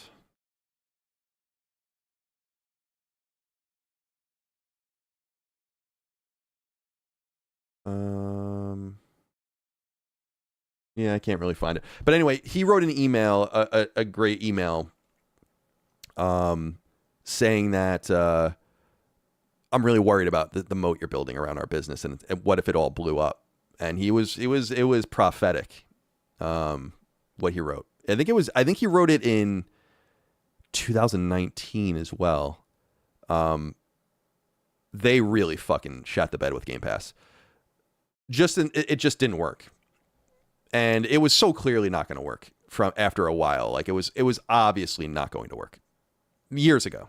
I don't think right when it came out, I don't think it was even obvious it wasn't going to work in the Xbox One era. I think by the time we got to the Xbox Series era, I'm like, yeah, this isn't going to work. And of course, Call of Duty was the last ditch major effort to make it work, and it didn't at all. They actually lost money on it, and they so vastly overpaid for Activision. It's crazy how much they paid for Activision. So they have to deal with that as well. And I think now that it's all coming home to roost for them. But yeah, 30 million Game Pass subs is just not going to cut it with the amount of money they're spending. And I really think there's a tension with Game Pass that is undeniable. Like, I don't know what they're going to do. They trained their audience not to buy games. They trained their audience to be value oriented. That's not what PlayStation does, and that's definitely not what Nintendo does. So there is a conundrum of backtracking because those people don't want to buy games anymore. And as any developer will tell you, if you release a game on Xbox and you're not in Game Pass, your game is going to lose. And you can't blame Xbox fans. It's like, I have a subscription. Why would I want to buy something else? But if you're not in that thing, then you're basically launching your game into. You see it over and over again. I for some reason the Mafia Old Country numbers always stick out to me, where it's like 6 or 7 to 1 on PlayStation and Xbox. It's like, you just don't have an audience that buys games because PlayStation's audience is not 6 or 7 to 1 big times bigger. So I think they're just in a really tough rut because their audience, and they released the S Series console as well, Series S console, which was the cheap console. So it was all about bang for your buck value, and it didn't work because you can't really make good games for bang for your buck value unless you're in the games as a service sector and you don't have to worry about hardware and your storefront and all that kind of stuff. So their bet just didn't pay off. It was just bad. And since Game Pass is so severely tethered to a failing console, I mean, I know you can get it on PC as well. It's just not gonna work. So I really wonder what they're gonna do, because they have to do something. Clankers in Paris wrote in and said, trust me, every week in the footballing or soccer world, there's this secting of the rules in VAR. Yeah, I know the VAR thing is very controversial. But I'm just talking about my own anecdotal experience that whenever I bring up anything I don't like about soccer, people basically talk about how it's like perfect. And I'm like, that's weird because the sports I love, they're deeply imperfect. And it's a lot of things that can be changed. All right. Oh, I have to scroll. There's a lot of fucking comments, dude. I don't know, man. The Uncharted Wolf wrote in and said, any GTA 5 update. What radio stations are you on the most in the game? Also, any chance to do a spoiler cast like you do with GTA 3? No, I doubt I'll do anything for it. I'm about halfway through the campaign, I think. And I'm doing a bunch of the accoutrements as well. I always just shut the radio off because I find it distracting, to be perfectly honest with you. So, like, I hold over and just go and, over on the left. When I get in any car, I think you hold the left on the D-pad and then I just use the analog stick down to off. I feel like I couldn't find it. There's a lot of options, so I might have just missed it. But like the option to just keep the radio off on any car you get in would be nice. Let's see. The thing that bothers me a little bit, it's a little bit unimmersive, is I'll park a car, like it's my car. The radio will be off. I'll put it in my garage or I'll leave it in the driveway. I'll go do a mission. Then it brings you like back, like at Michael's house, for instance. Brings you back outside, your car is there. You get in the car and the radio's on. I'm like, that's not going to work. It's not going to work for me. All right, let's see. Inuyasha.mp3 wrote in and said, call me crazy, but stripping away a $1,000 console out of core features instead of adding new ones might not be the best strategy. Bombing your PR probably doesn't help either. I assume you're talking about PlayStation, but I don't know. Maybe you're talking about Xbox. I have no idea. We don't know what the PlayStation is going to cost yet. $1,000 seems hard to believe. But I also know that they said they're not going to subsidize it. It's a very psychological barrier, though, to charge $1,000.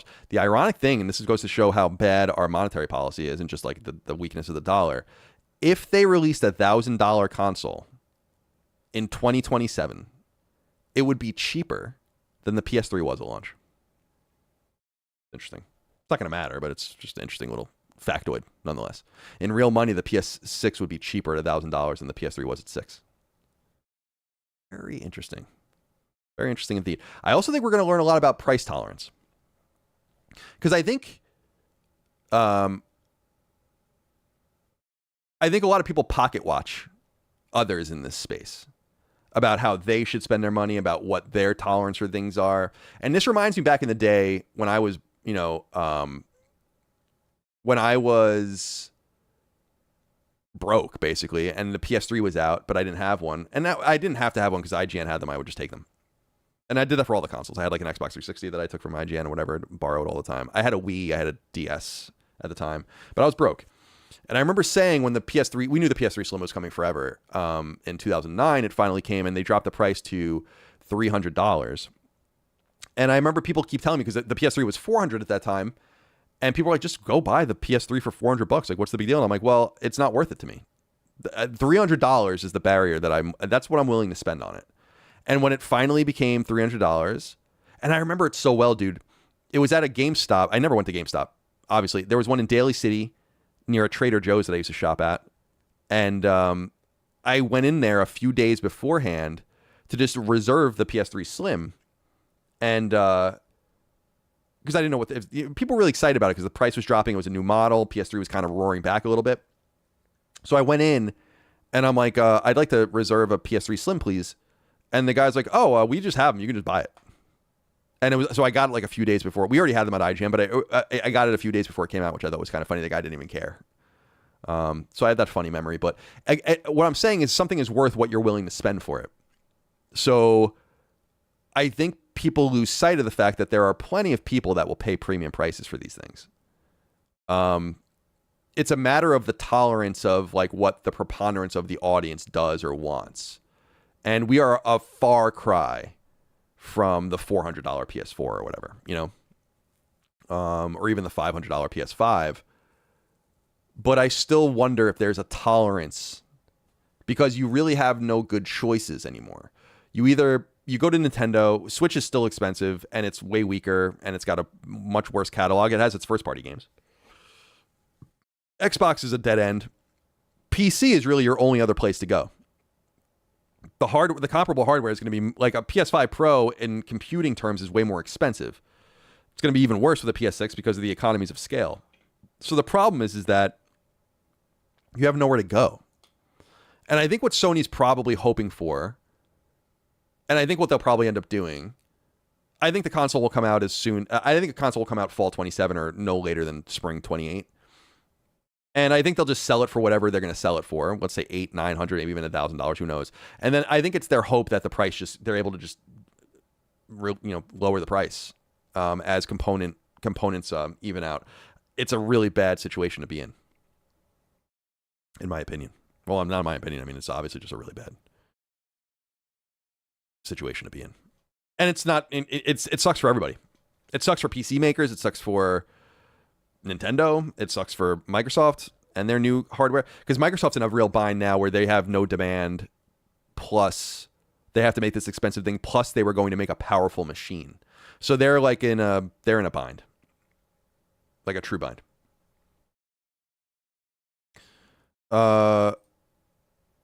Pedro Garcia says, just asking, would you ever want to do a heist on GTA Online? Not a fan of playing online, but I'd be honored to wreak havoc with you. Not really. I mean, I'm going to try the game online at some point, but I even had Micah look it up. Mike and I, I play a game or she plays a game. We're talking. We have our laptops. So she was on the couch and I was like, you look something up for me real quick. While I was playing, I'm like, if I wanted to play GTA Online, can I play it by myself? And apparently you can. So I think I will do that. Just to see. But I don't really want to play with anyone, to be honest.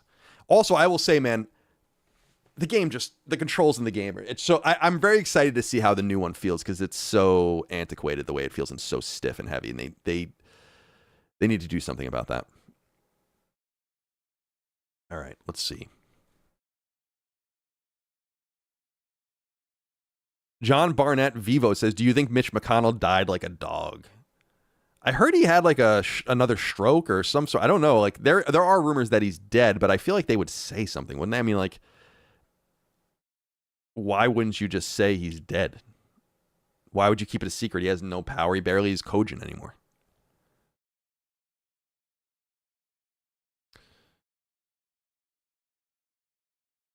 Pork Poncho says, I've got way too much to say for a super chat, but can we talk about how Asha finally admitted the obvious regarding Game Pass sustainability, etc.? Yeah, I mean, it's nice to hear it because it's obvious. And through all the obfuscation and frankly lying that was going on, it seems like, surrounding this service. Again, I will never, ever, ever forget the FTC hearing when people were taking the stand being like, oh yeah, we would never put our games on Game Pass. How come? It makes no sense. Oh, okay, cool. Anyway, here's Activision supplying their games for Game Pass. Smart. Very smart. Pork, I hope you're doing well. Always good to hear from you.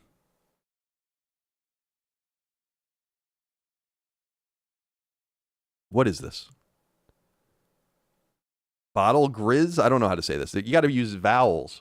Don't spank me, shave me, lock me in the cellar, dress me up as a girl, and make me drink through a little pink straw. Mama oftentimes would. Where's your pony, little boy? I'm Tammy now. The pony's dead. What is this?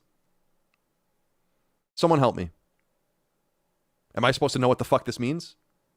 Am I supposed to understand this reference? I don't know anything about it.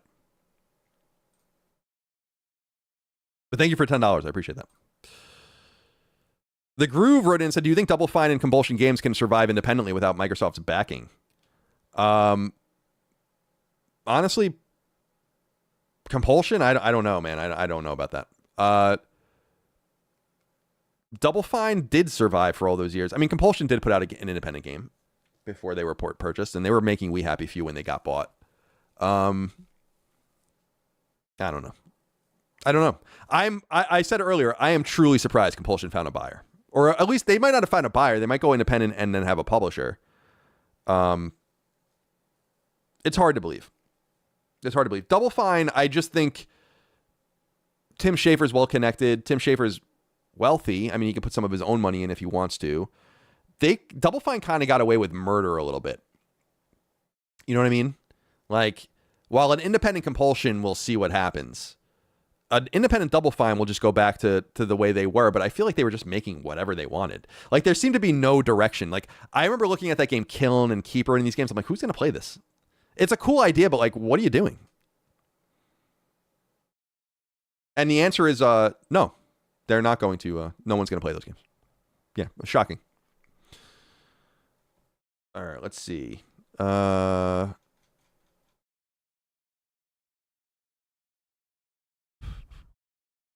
so many. Okay, here we go.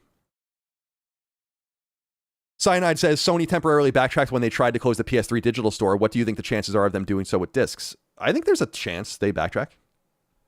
I just think a lot of it is... I think they could just compromise.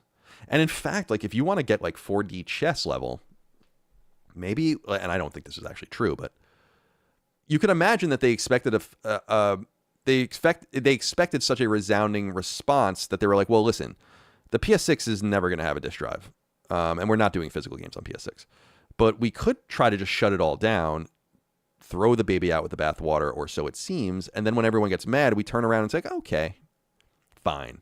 PS5 will continue to get its physical games. But again, I don't want to be repetitive. I just can't believe they're doing this because I feel like they just could have passed the buck to the physical gamers. And been like, there's now going to be a price to do business like this because we don't make as much money off of you, and this costs us more money. And we're not going to. And again, I think the messaging should have been like, we are not going to ask the majority of our audience to subsidize you anymore. Like, that's the way you could have just positioned it, and it would have been done. And then there would have been some complaining, but you would have had the physical option. And then you can go buy your 1.0 versions of the games that need to get patches, and we'll play like shit, if at all, when the PlayStation Network goes down in the future. Be fun for everybody. Duck Feathers wrote in and said, rough day at the office today. Looking forward to watching the stream to take my mind off of it. The work you all do is much appreciated. Thank you. We can call it work in quotes. It's not much work, but I appreciate you being here. I'm sorry they had a tough day. That's awful to hear.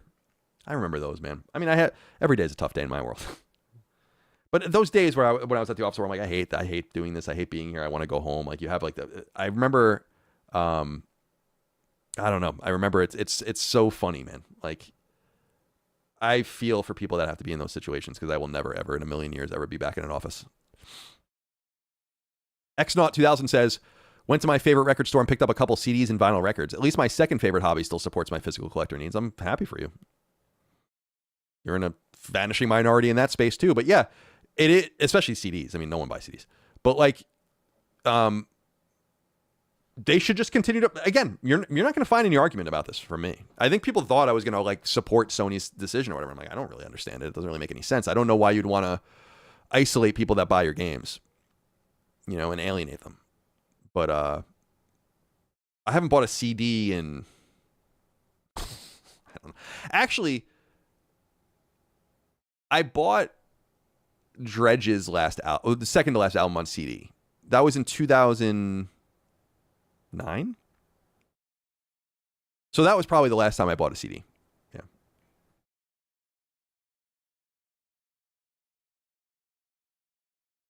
Okay. The Carpenter, by the way, wrong again. CDs are growing. I want to be honest with you. Okay. No one listens to CDs.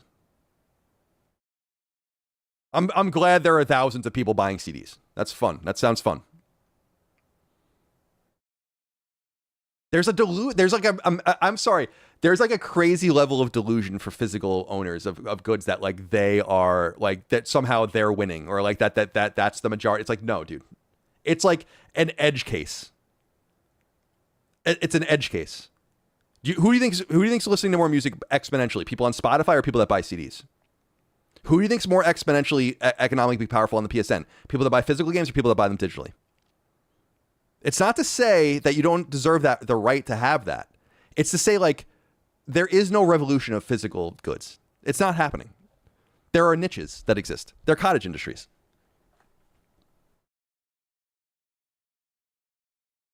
But yeah, guys, CDs are roaring back any minute now. Any minute. Everyone's going to have CDs on their shelves again. No doubt about that. Oh, I skipped this one. Zach Mikolas wrote in and said, I tried to watch the World Cup and after 5 minutes, I was bored out of my mind. I don't get the hype. Teach their own. I mean, soccer's a boring sport comparable to a lot of the things we watch in the United States. But I enjoy watching it, and I appreciate it. Very athletic, very interesting. A lot of the players are babies. There's no doubt about that. Of course, the rules make no sense, and the timekeeping makes no sense. But if you can get over those kinds of things, we're good. All right. Let's see. Pedro Garcia says, I got my LG C5 OLED. I played some PS3 classics. Def Jam, Icon, Motorstorm, Kane and Lynch, Transformers, Fall of Cybertron, Infamous 1 and 2, and Max Payne 3. Yeah, nothing like that PS3 classic, Transformers, Fall of Cybertron. I remember that game because I wrote the strategy guide for it. You had to go find all those little yellow cubes, as I remember. It was very frustrating. Very, very frustrating. The Groove 14 says, you've talked about how Dagan has boxes of old games in his basement. Do you know if he has anything interesting down there? Like, does Dagan have Snatcher on Sega CD just sitting in a box? He might. I mean, Dagan's my brother for people that don't know, but I think most of you know that. He's a prodigious physical games collector. And I have an enormous, as the audience knows, I've explained this for years, I had a huge physical games collection. I have a huge NES collection, a huge SNES collection, a huge N64 collection, a huge GameCube collection, PS1, PS2, PS3, Vita, PSP, Game Boy Advance, DS. Like, I have a lot of games. I have Xbox, probably like 20 Xbox games. I have a bunch of Dreamcast games, a bunch of Genesis games. I have a shit ton of games, physical games. They were at my mom's beach house, and then Dagan took them all. So he has them all, and they're like sitting around or whatever. But Dagan is a collector of... Dagan likes old games like me, cartridge-based games, and some CD-based games, but he likes foreign games. So Dagan collects like Famicom and Super Famicom. He had a really vibrant Master System collection, although I think he might have traded it, and a bunch of other stuff. So I know how he feels about physical games. I don't think he gives a shit about physical games like today. I don't think he like goes out and buys physical games today. So I don't make it seem like he'll download digital games like most people do. But he likes old physical games, and he has an amazing collection, and he has a lot of valuable stuff. Snatcher on Sega CD. I don't know about that. All right, let's see. Deathcloak says, I'm convinced people care more about collecting and curating than they do actually playing video games. There's definitely a major part of that. And there's no doubt about that. I see people tweet out their collection sometimes, and I'm like, I think the average person tweeting out this collection hasn't played 3/4 of those games on that shelf. But that's okay. That's what you want to collect for. That's fine. Like, if I were to collect physical games, I wouldn't collect them to play them. Why would I do that? I can play all these games in other ways. Like if I have a shit ton of NES games, but like, why would I ever play Mega Man on NES when I can just play it on the Legacy Collection? It's just easier that way. But there is no doubt that Deathcloak is right, that people care more about collecting and curating than they do playing them. No doubt. There's no doubt about that. All right. And I said years ago, like, I started kind of getting into the trap on when PlayStation started having good sales. Like, they started having really good Steam-like sales. This was more like during the PS4 era. And I started being like, oh, that's a good deal. I'll just buy that and play it later. And then I had to stop myself from doing that because I'm like, I only buy the games I play. It's pretty much unheard of for me to buy something that I don't play. But when I bought physical games back in the day, PS2 era, let's say, I have a bunch of games that are still sealed because I just never played them. I just wanted to buy things. So I know what that feeling's like. I totally know what that feeling's like. Michael X Machina wrote in and said, Sony does not have good enough network security or customer service to warrant going all digital. I agree. 100%. They have to do something about that. They have to do major things about it. They have to secure your account. They have to ensure that you can have access to your account forever. I mean, it's what I was saying earlier. Instead of like just saying like physical games are the only way around this, we have to make it so that there are options for the inevitable digital future that gives you security and ownership.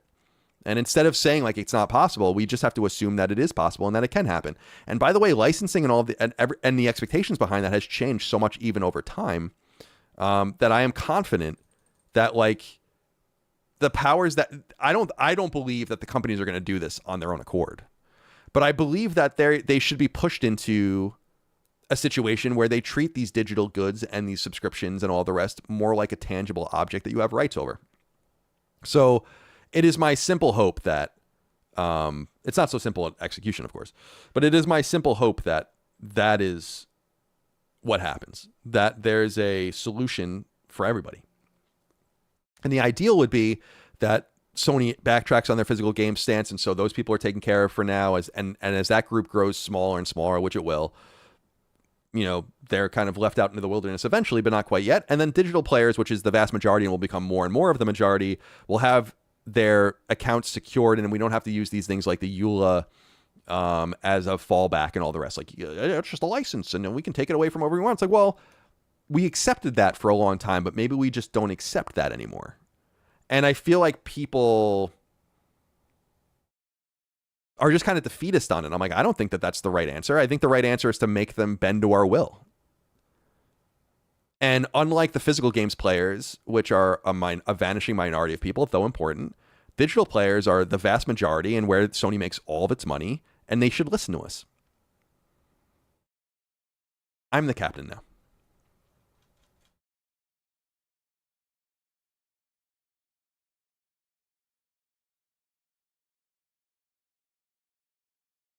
Maritz Glad wrote in and said, Did you ever play that game Scrapland? Was thinking about it the other day. Also, thanks for getting me into 311. You're welcome. There are thousands of people in the world. I think about this. I made a joke the other day.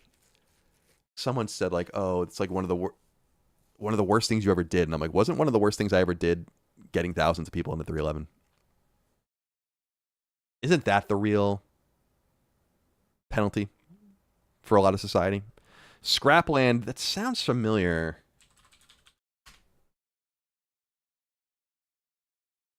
Oh, American McGee. Yeah, I've never played this game.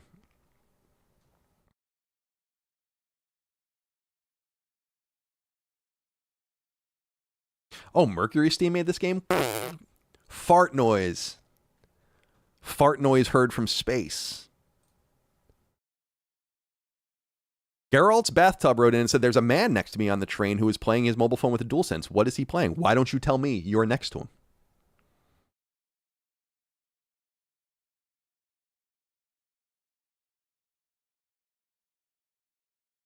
You're next to him.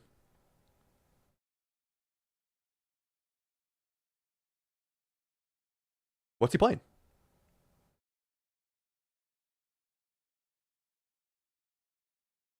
Vesmolo wrote in and said, from the bottom of my heart, I hope all of their live services fail. I don't think Sony will survive all digital like Steam. They're on top because of Fortnite and GTA and luck. Saros and Loffe won't cut it. Well, Saros certainly isn't cutting it. Sales-wise. I think God of War will do pretty well. You're preaching to the choir, dude.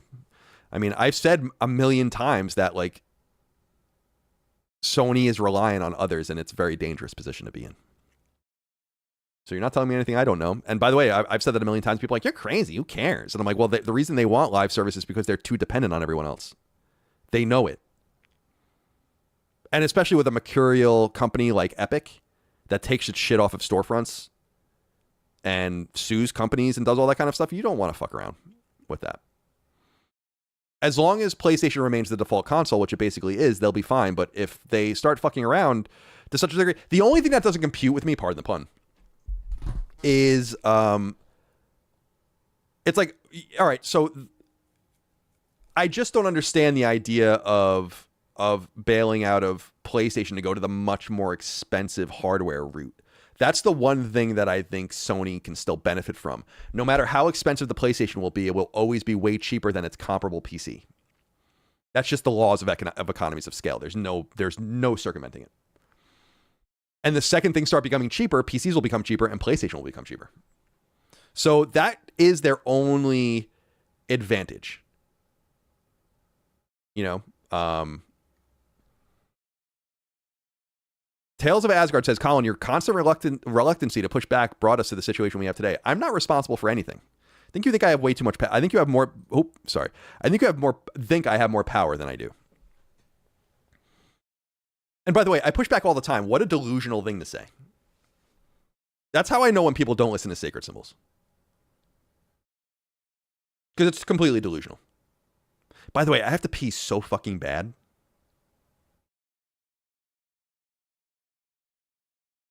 But anyway, yeah, it's my fault.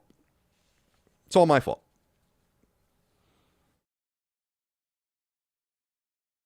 I like buying optical media in a case and putting it on a shelf. And that I can't do this anymore is your fault.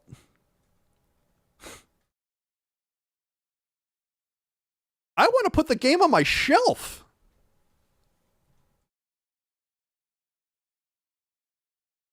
Tuffy J says, Sony's got a real problem. At the end of July 4th Cookout, the main topic amongst mostly women and seniors, one other gamer present, is the end of physical games. Really?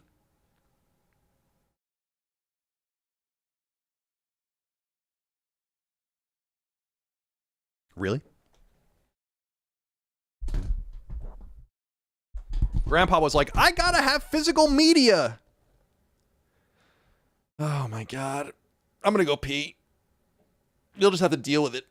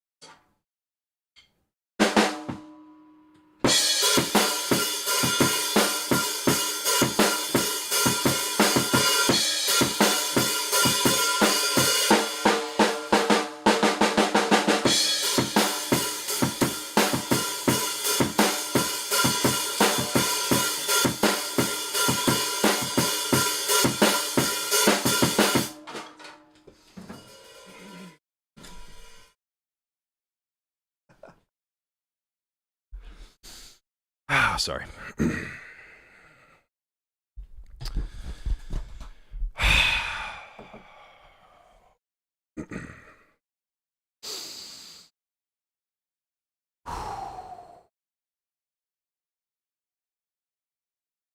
It's hot out. Are you up here? Oh, I'm sorry. I didn't realize that. Is that loud? Yeah. The way it goes sometimes. What, babe? What are you doing? Okay. Cool. Be safe.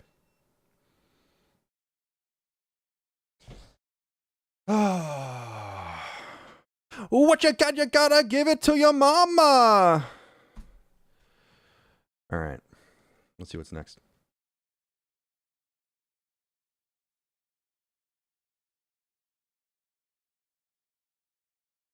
That's a lie. Hold on a second.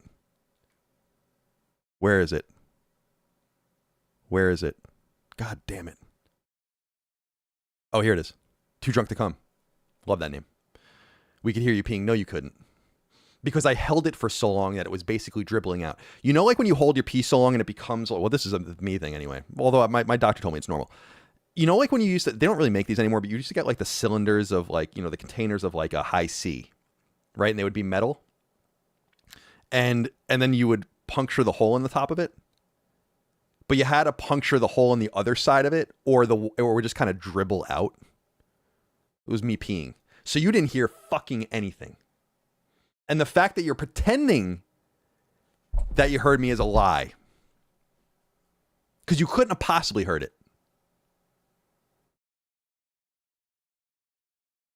Okay? I know you couldn't hear it, and you know you couldn't hear it.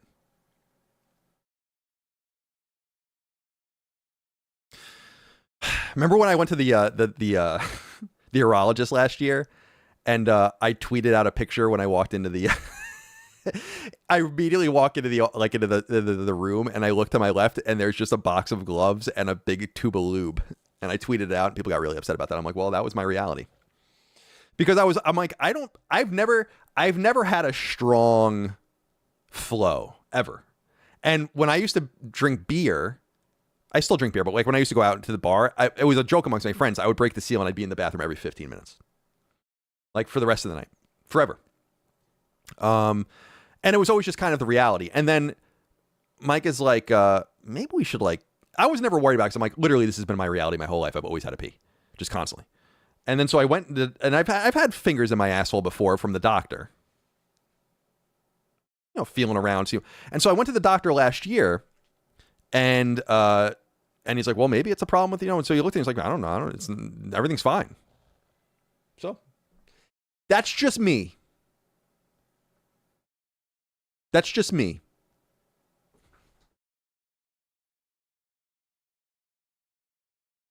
By the way, I liked this. His name was Dr. Brown. And he treated me with such loving care. Caressed my butthole. He tickled it a little bit before he went in. He's like, all right, coochie coochie coo.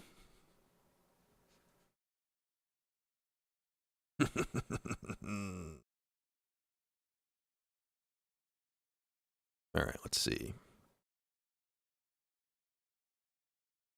Pedro Garcia says, funny PSP story. In 2005, I bought GTA Liberty City Stories, played like 2 to 3 hours of it. I don't know but I touched the UMD and the game didn't work. I cried. Yeah. You smudged it. You smudged it. You fucked it up. The UMD was a very interesting thing, wasn't it? P. Riceadon wrote in and said, Maddie said one of his friends was having a mental breakdown about Sony moving on from physical. I think people need to recalibrate and relax, please. I get it. I mean, it's a sad thing. It's just like, here's where you'll discover your commercial power or your lack thereof. And this is what I was saying earlier. The only way you can affect the change. I hope you listen, I'll be the first person to say, I hope you affect all the change you want. It doesn't affect me at all. I'm going to buy the PlayStation 6 and I'm going to buy games digitally. I buy the games digitally now. I'm going to buy games digitally in the future. If my account ever gets compromised again or Sony doesn't let me have my account or whatever, then I'm done dealing with Sony. right? Like I've made that really clear. Hopefully that doesn't come to that. You have to decide what you like, how much you mean. And if you mean it, then force them to affect change.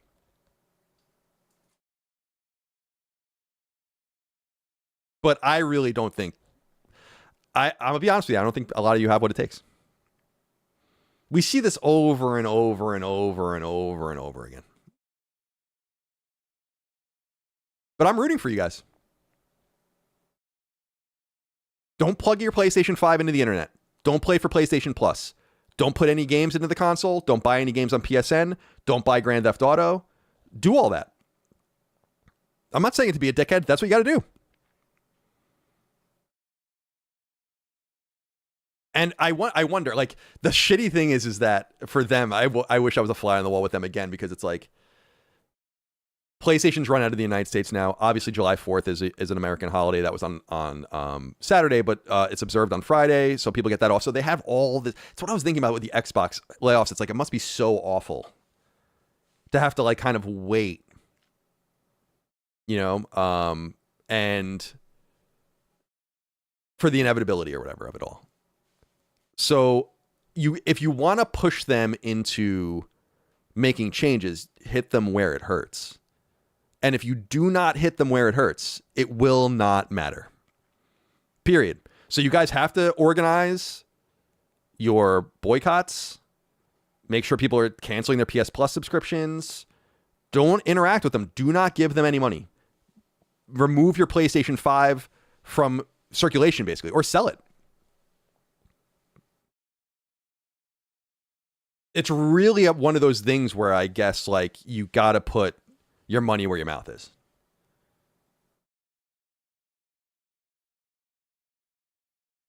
Solid Duff says Dustin canceled his PS Plus. I haven't talked to Dustin, so I don't know. I guess he's getting fired. Why would I fire Dustin for canceling his PS Plus? Why do I care? I'm going to be honest with you.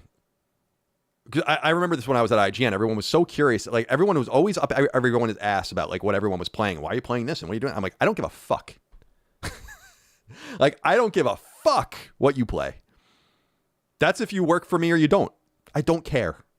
I've said before, I could be the only PlayStation player in the entire world.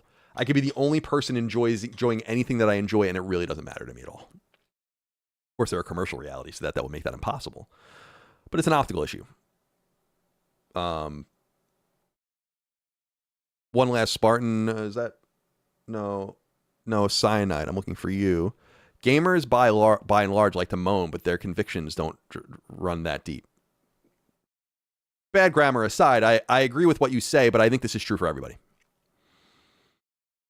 Just conviction generally doesn't run that deep because it asks too much of you.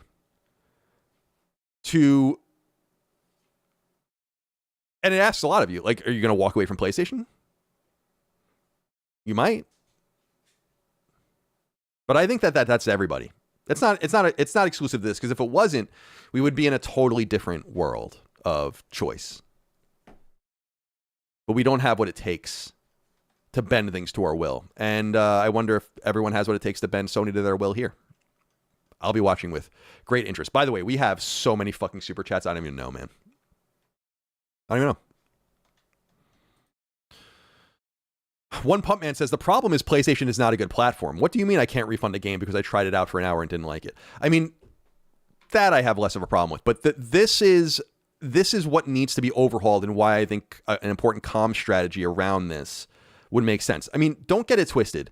They said it when they said it for two different reasons. One is because it's a great time to bury news at the turn of a fiscal quarter in July. The second more important reason is they're preparing you for the PlayStation 6, because there's no universe where they're going to announce that thing next year, and it's not going to have a disk drive, and it's not going to allow physical games, and it's going to be them telling you that then.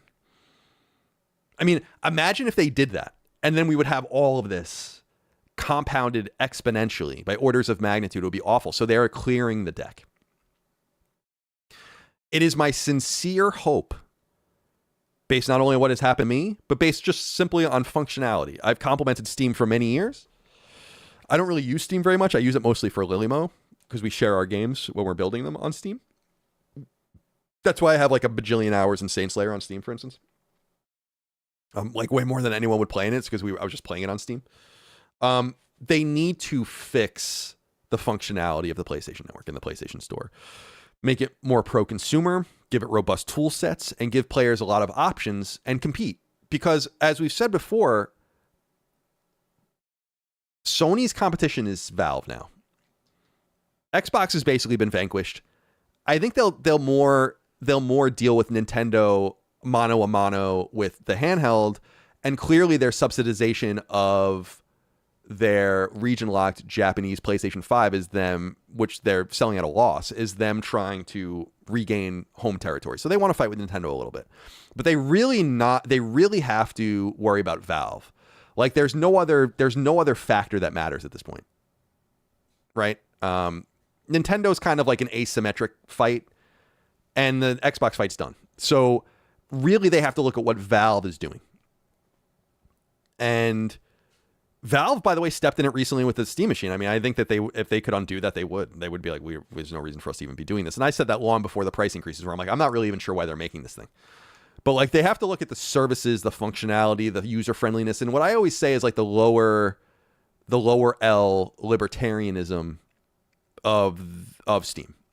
There's something very attractive about it to people, and I don't think Sony should go all in on replicating it, but I think that there are a lot of things that they do there that I really, really like. Like, I like that every page or every game has its own suite of automatically generated options. There's a forum, there's a community tab, there's ways for people to review the game and leave text reviews, there's ways to share media like video and audio or video and imagery, and some sort of connectivity to the publisher or the developer if you want those kinds of things.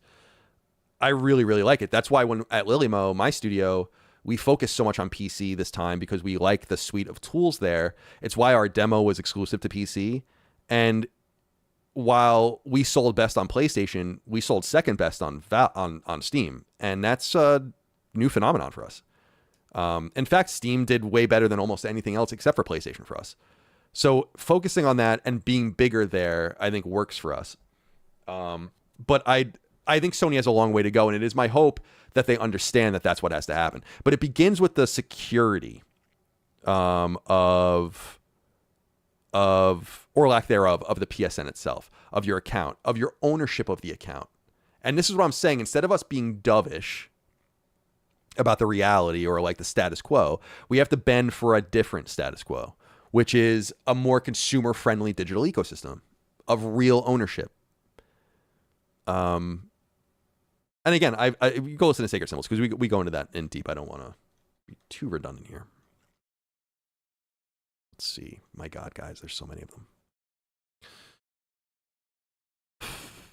The Carpenter says it's not I'm going from PlayStation to Steam. It's going from PlayStation to PC. False dichotomy. Open ecosystem, variety of storefronts, better UX, and more features. More power to you, dude.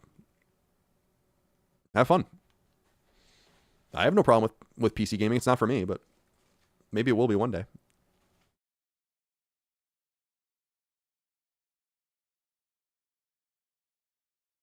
Gaming for Grown-Ups wrote in and said, Sony needs to fix their safety for us consumers before they do this. I got hacked, no help from Sony. But I am a physical games collector, so I got out pretty clean. What happens when my library is digital? I mean, pardon me. It's what we've been saying.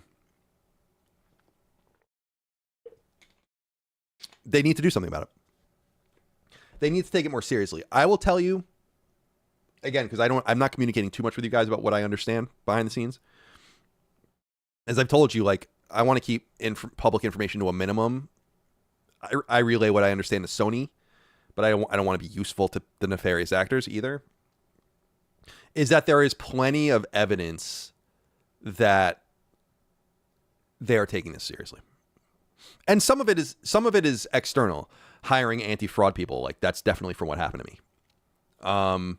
But there's more than that. I don't want to share too much of it, but like, I've seen things, and things have been shared with me by people that are not even at Sony, where I'm like, oh, like, there are things circulating now. There are like new decks being circulated and like instructions on what to do and stuff. And it seems like they are taking it serious. I just, I don't know what my own place in the conversation is at this point, because I don't want to be annoying.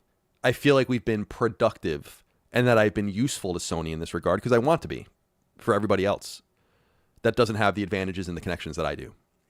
As I said, when my account got boosted and I said something about it, Sony helped me immediately, as everyone knows, and I was really thankful about that. But I was getting text messages from like literal like executive level people at studios being like, "Oh, I've run this up the chain at SIE. Like, we're doing what we can for you." Like, that's like a golden level of treatment that no one has, and it's for those people that I am fearful. And what and the reason that I want to be useful in solving the problem. So I'm trying to be discreet and communicative, but I also don't want to be annoying. Not to you guys. I don't give a fuck about that. Annoying to Sony. Because we got to treat this like the adult situation that it is. You know? And you don't want to like be too pushy or insert yourself too much into it. Okay. Let's see. Virgil MK says, "Do you think this move by Sony will intensify piracy? This will bring new motivated people in demand into the jailbreak scene. Maybe, but people don't like this argument is that I actually think eschewing physical games on PS6 removes a massive vector in which they can hack the machine. In fact, if there was no disk drive on PS5, it still wouldn't be jailbroken." That's the kind of thing you don't want to talk, like you don't want to hear, but it's true. And I would be hard pressed to imagine that that's not part of the conversation. You know, like I'm sure that they've had that conversation. Like, yeah, it costs us this much money to make the discs. We're not getting this much money out of it. Oh, are there any other advantages or disadvantages that we need to know about? It's like, well, one thing we should consider is that PS5 was jailbroken because of a physical version of a game that we couldn't patch. And they're like, we'll take that into account.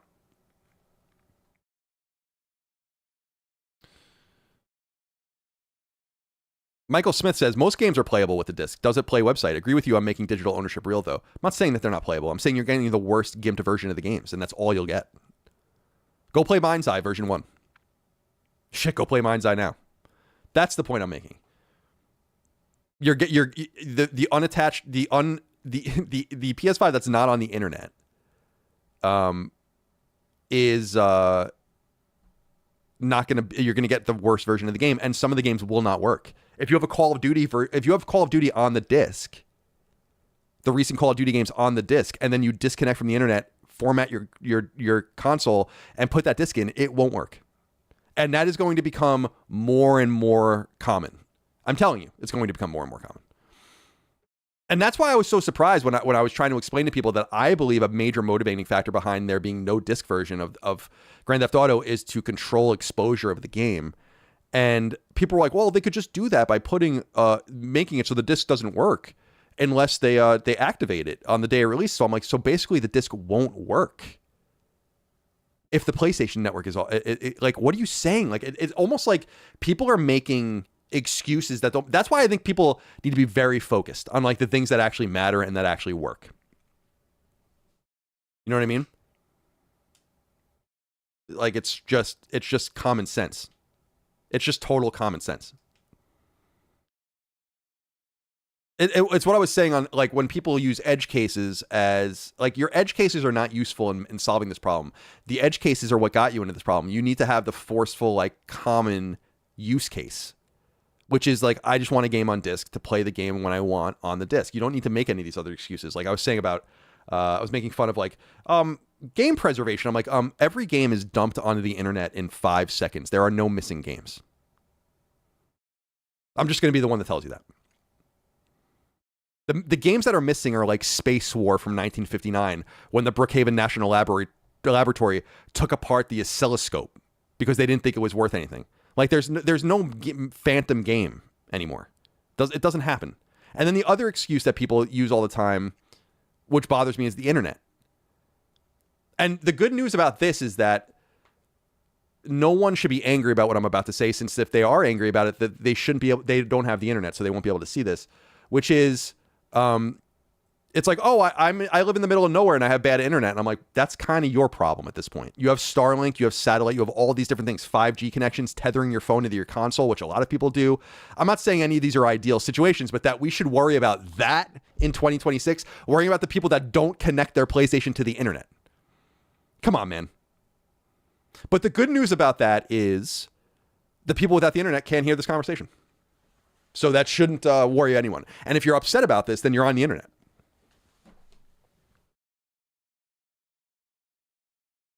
So, like, that's why I'm like, it's got to be a focused conversation, like a focused argument, laser focused. See, this is where you lose me. Bobby B says, does delisting not matter? No. As long as you have access to the game after it goes offline, which you do. Now, this is going to become a problem with the PS3 and Vita at some point because they use the language foreseeable future. You know? Which I'm like, I don't like that. I can't believe they have not found a digital solution for PS4 to work with PS3 and then moving from there. But like, so like, you gotta focus, in my opinion, focus in on the argument that makes sense. And the arguments that make sense is not like, oh, some guy doesn't have internet. I'm like, so you don't have the internet in 2026 and you're gonna buy a $1,000 PlayStation 6, put it on your 4K TV, and then it'll be like, oh, I'll see you on PlayStation Network. And you're like, well, I don't have the internet. Who is that? Who? And then the game preservation thing, where I'm like, what missing games? Their piracy is galore. These games exist. You can't use these arguments. The argument has to be consumer choice. The argument has to be like, this is what I prefer. You don't have to make excuses for it. You have to be extremely focused on it. And if you're buying a PlayStation 6 in 2027 or 2028 and you're not on the internet, you have to be I'm telling you, that's got to be a number in the tens, maybe. Literally, dozens.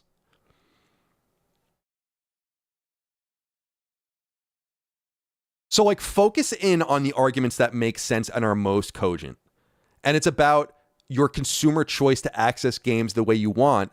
And as long, and this is the funny thing, man, is that Sony could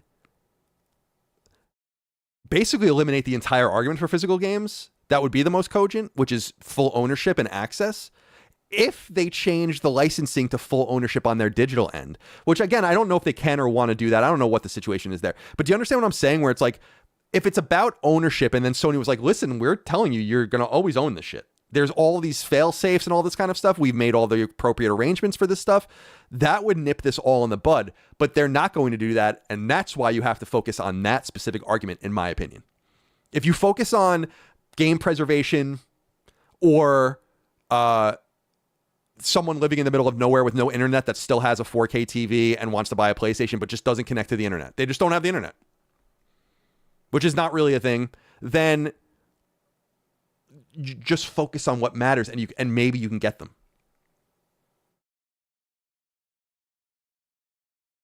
And if you don't get them, you at least push them towards what I was saying, which is the ultimate goal, to just give digital ownership to people, and then it's done. It's solved. If they did that, then really there would be no argument for physical games. And even then, I would still say keep making them. I mean, what do I care? But I think people are too focused on, well, there's a lot of things that people are focused on that I think are kind of specious. But I think a major part of winning this argument with Sony, if it's to be won, and I think it could be won. I mean, I think PS6 is, I would argue PS6 getting game discs is highly unlikely, but possible, I guess. Because you would have to assume the hardware set, and like, it's like, it could be an external drive that sits like, you know, like the old Xbox 360 HD DVD player that was just it just sat on the side. They could do something like that. The idea of this boutique thing that would slot in, or like, I doubt that. That ship sailed. But I do think there's a really realistic chance of them reversing it on PS5.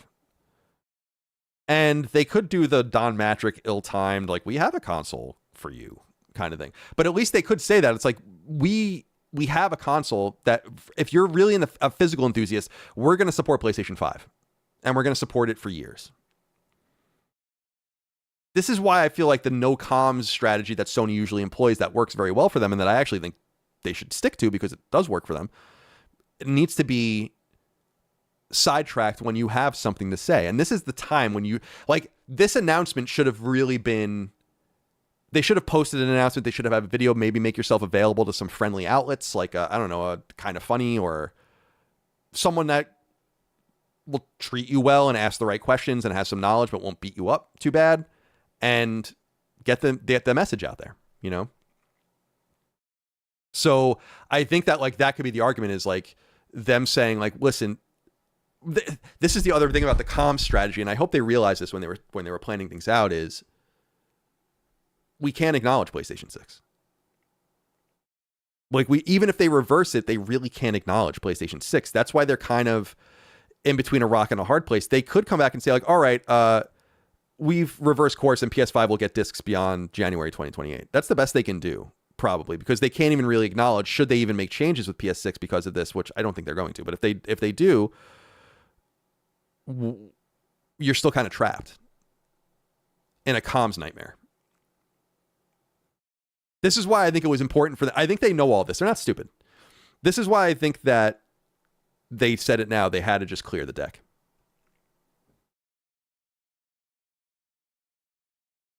You know. So, we'll see what happens. I really have no feeling on if they'll do anything about it or not. Because like, you can imagine a strategy where they're like, yeah, this is exactly what we expected was going to happen, and we're ready to sit here and deal with it. So we'll see. Flow Forever says they need to secure PSN first. Could they then bind the account on an ID? That way the games are bound to an actual person rather than an account.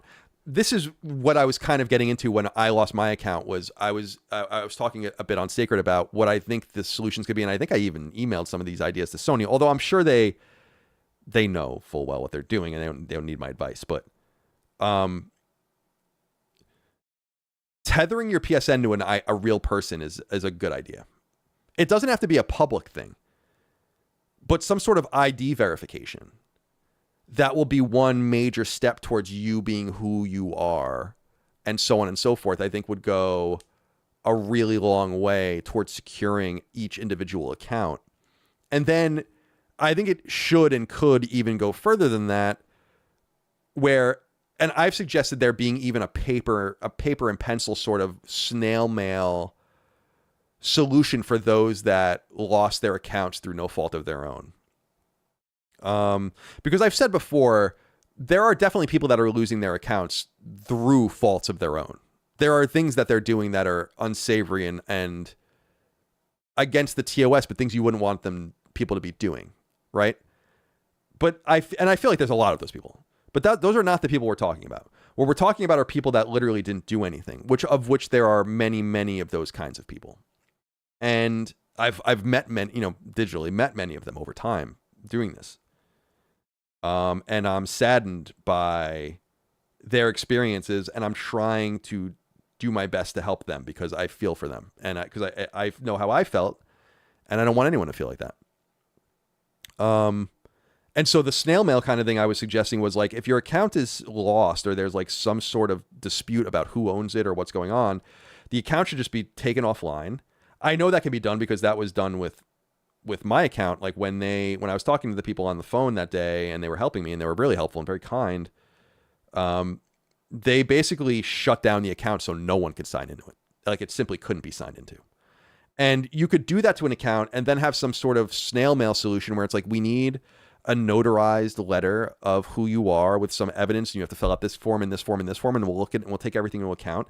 Instead, it seems like, and I've noted this when it happened to me, the best way outside of knowing people at PlayStation like I do, the best way to get attention on this is to actually go through the Better Business Bureau, which is kind of unacceptable. So I think that they need to make a series of solutions that will make your ID more bound to the individual, for the assumption of decades of ownership. Because our PSN, if we, my PSN account's actually from 2008 because I made it for trophies, but because I was using a bunch of other accounts before then, but a lot of people's accounts come from 2006. And so these things are becoming almost 20 years old and they need to fix it. And as people saw, like people have lost sight of this, like I think because it doesn't really matter and not everyone was really affected by it. But like what happened to the widgets on PSN over the last month with game hour time, time counted and games in your library and stuff, like that was completely unsecure. Like an API that was just, the people were literally able to feed in whatever they wanted into those APIs with no checks. So it is bad. And the severe irony is that if your account is old, the older your account is, the more valuable it is for it to be hacked, and the more likely it is that they will go after it. And there's a bunch of reasons for that. But the major reasons is that it's presumed that your game library will be the oldest and you'll have the most games, and your trophies will be the highest, and a lot of people want that. So, and the third thing that I've said before is that it's also most likely that you're going to get weird and unique usernames that would be almost impossible to get unless you were there literally the day the console came out. Like if your name is Mike, like that kind of shit. Like those are the accounts that people go after. So I don't think that it's tenable for them to move forward without keeping this in mind. And I think they understand this. And I know, based on what's been shared with me, that they understand whose accounts are being targeted and whose aren't. Because if your account is a few years old, it's basically worthless compared to an account that comes from the PS3 era.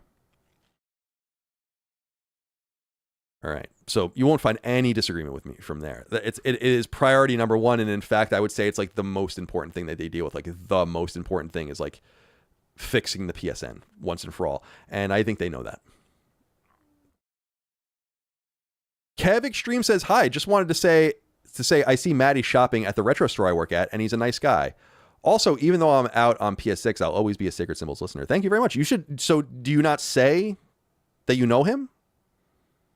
Because Maddie's a real sweet guy. I mean, as you said, I mean, he would love to know that you knew who he was. I think he would be very friendly to you. Boots wrote in and said, Colin, I received a fat PS2 this morning along with a memory card. To my honor, it has a save for Kingdom Hearts. How can this be? Are we calling the old PS2s fat PS2s now? Because that nomenclature, Boots, really came in with the PS3 because it was fat. Imagine that thing falling on you. Holy shit. When I was in college, my dorm room, I lived in Willis Hall my sophomore year at Northeastern. And next to us, they were building a new dorm, which I ended up living in when I was a senior. And it was awful because they were like pile driving and like doing all sorts of things. So it was just shaking constantly. Like if like I had morning classes, so it didn't really matter. But like 8 a.m, that shit would be going off. And I had this shelf on the wall, and I had like a bunch of games on it. And then on the very top, I had my fat Xbox that was unconnected. My fat Xbox. That was the only Xbox. We're using fat too much now.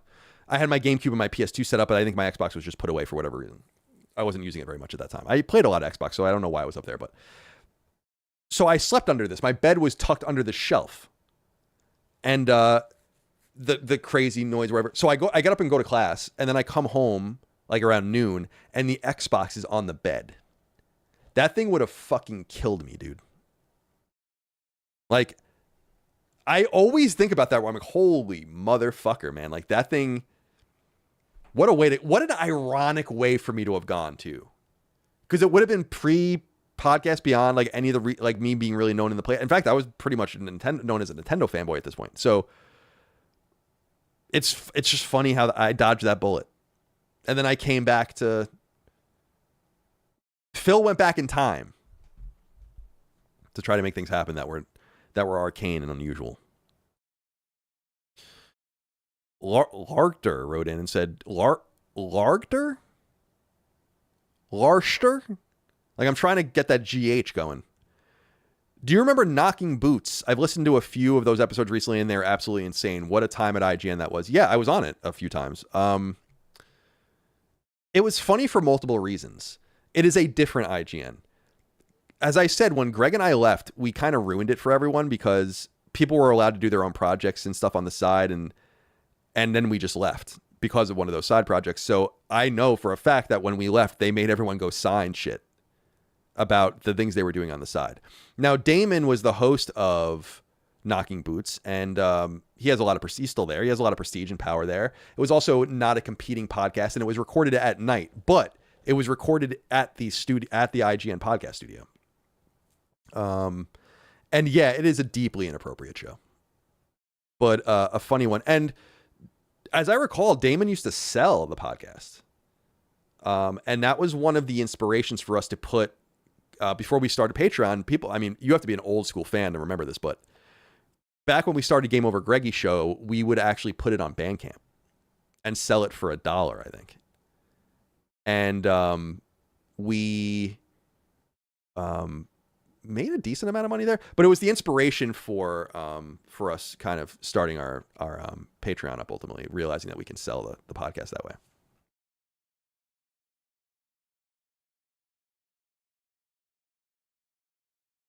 McAlco says it's been called Fat PS2 before PS3 came out. I don't think it was. I'm going to be honest with you on that.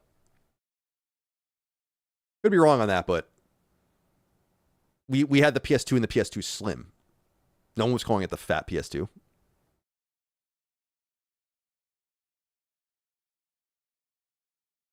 The one confusing thing was PS1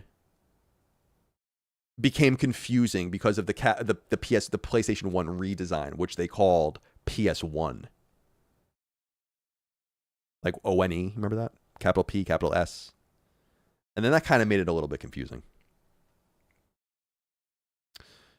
Brox38 says, with all the GTA hype right now, I went and started a new GTA 4 playthrough on Series X, and man, it is an incredible game. So many 2008 vibes, runs great too. I love Grand Theft Auto 4, and it really is a massive disappointment about Grand Theft Auto 4 being unplayable on PlayStation. I really thought that they would have done something about that by now. And I was kind of even hoping that it would be part of like the pre-order bonuses or something. I know that it's always been playable on Xbox because of backwards compatibility. That's great, but there are many, many more people on PlayStation and many more people interested. Grand Theft Auto 6 is going to be way bigger on PlayStation than it is on Xbox. So you would think you would just want to cater to them and have something like that. I think they might have been a little bit spooked by the GTA trilogy, which was kind of botched when it came out, and they had to go back and fix it.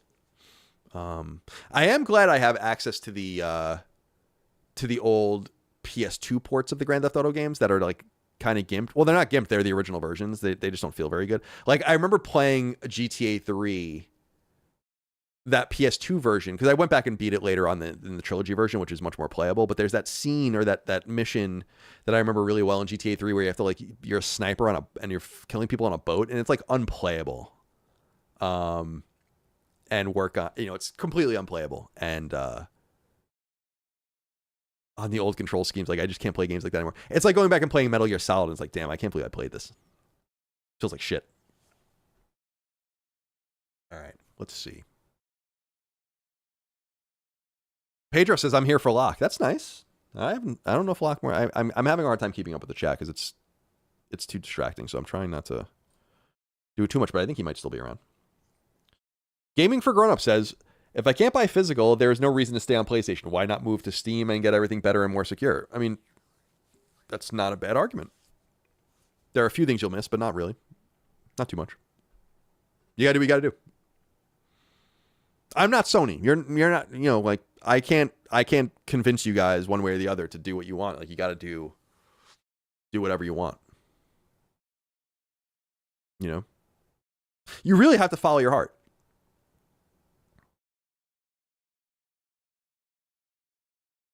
Follow your heart.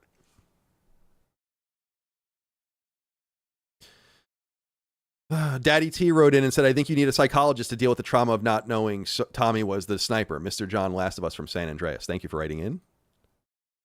Zai wrote in and said, I think PlayStation needs a new PR team. The messaging, timing, etc. over big decisions like the discs seem to be done in the worst way possible. It's not really PR. It's comms and marketing. And it might be that, and those are different things. And it might be that you just need new communications. I actually think their instincts are pretty good. Look at Microsoft. They don't shut the fuck up. It's not working out great for them, is it? They haven't shut up for fucking years. Years. And I think Sony has looked at that and said, we don't need to We don't need to say anything. I just don't think you stick to that when there's something to say. In other words, you don't manufacture things to say. That's not a good idea. But you don't want to say more than you need to say. You don't want to say too much. It's why it's why Rockstar's not showing Grand Theft Auto. Everyone knows what time it is. Everyone knows exactly how it all goes now. So Sony's instincts 99% of the time are pretty good.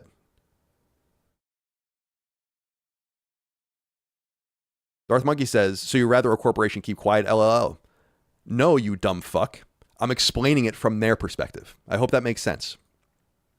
So if you're from their, I guess I have to outline this. From their perspective, it makes a lot of sense to say, like, we don't want to say too much. Look what it does to our competitors. Look what it does to the messaging. Look what it gives people too much information to work with. So it makes perfect sense. The mistake that they've made is to assume that that's always going to be true, and it's not always true. When you have things to say, you say them. And when you don't have things to say, you don't say them. There is no level of consistency just for consistency's sake. And that's what they're doing right now. That's why I said what they should have done is when they said they did this, they should have a series of conversations to go. It's not uncommon to embargo this information.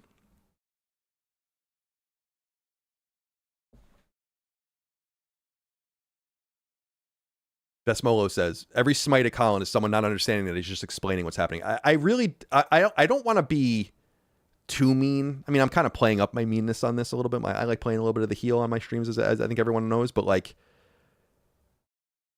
I've really appreciated how there's just a lot of people that don't understand anything. Like, they really don't. They don't understand anything.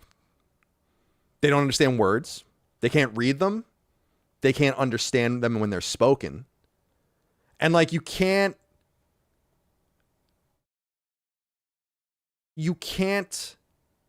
account for that.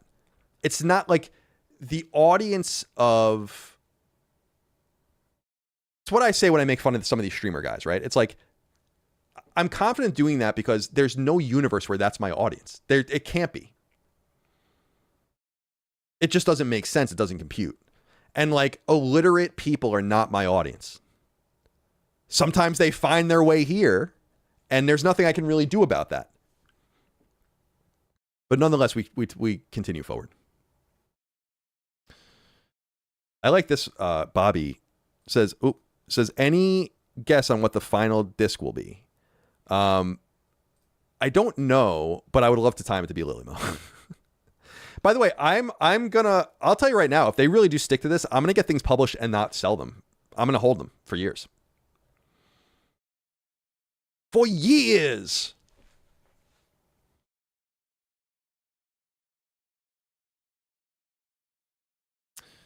All right, let's see. Like, I'm going to sell Saint Slayer. We'll sell probably the next round, but then I'm going to start publishing things and just keeping them. And then we'll sell them later.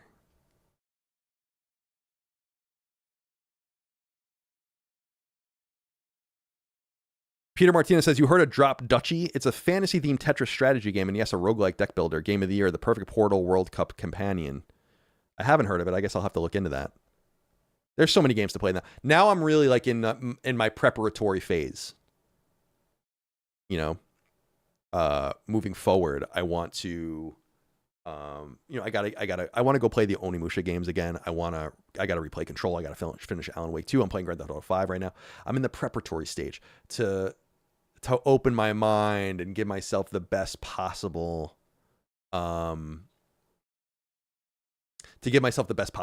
context for the games to come. Because, man, it's going to get crazy in September. It's going to get crazy. I don't know what's going to happen. Like, what do you play? What don't you play? What gets skipped? It's hard to say.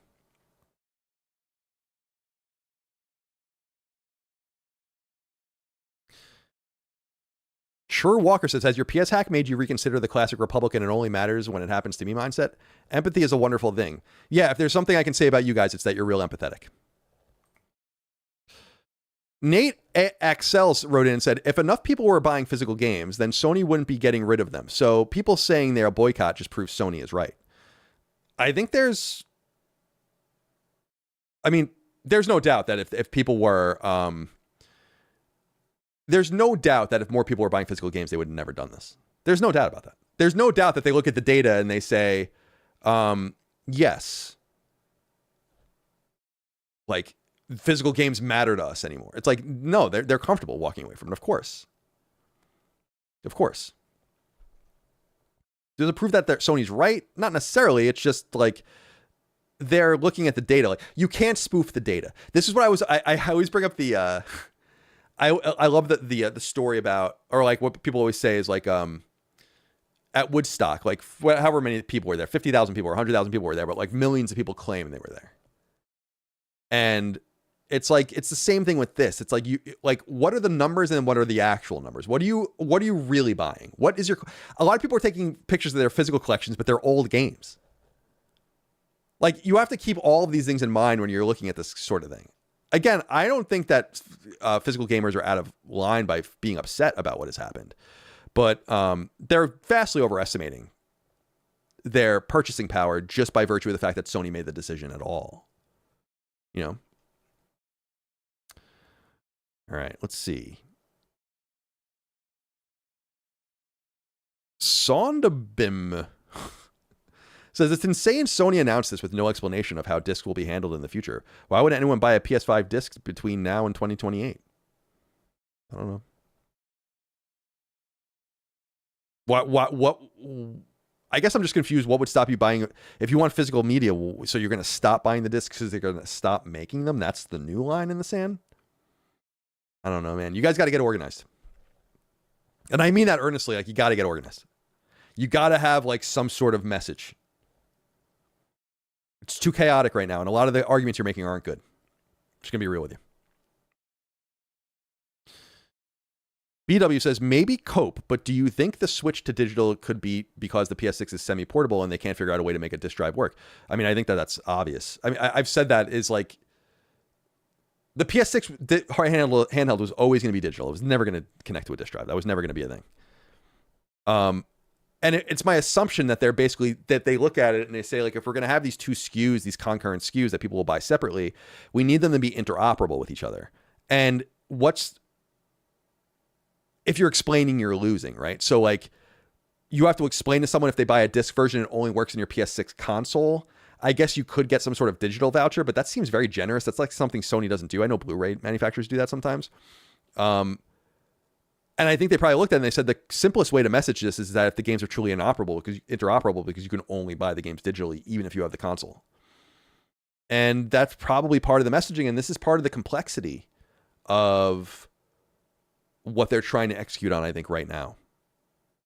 So I think that's a major part of it.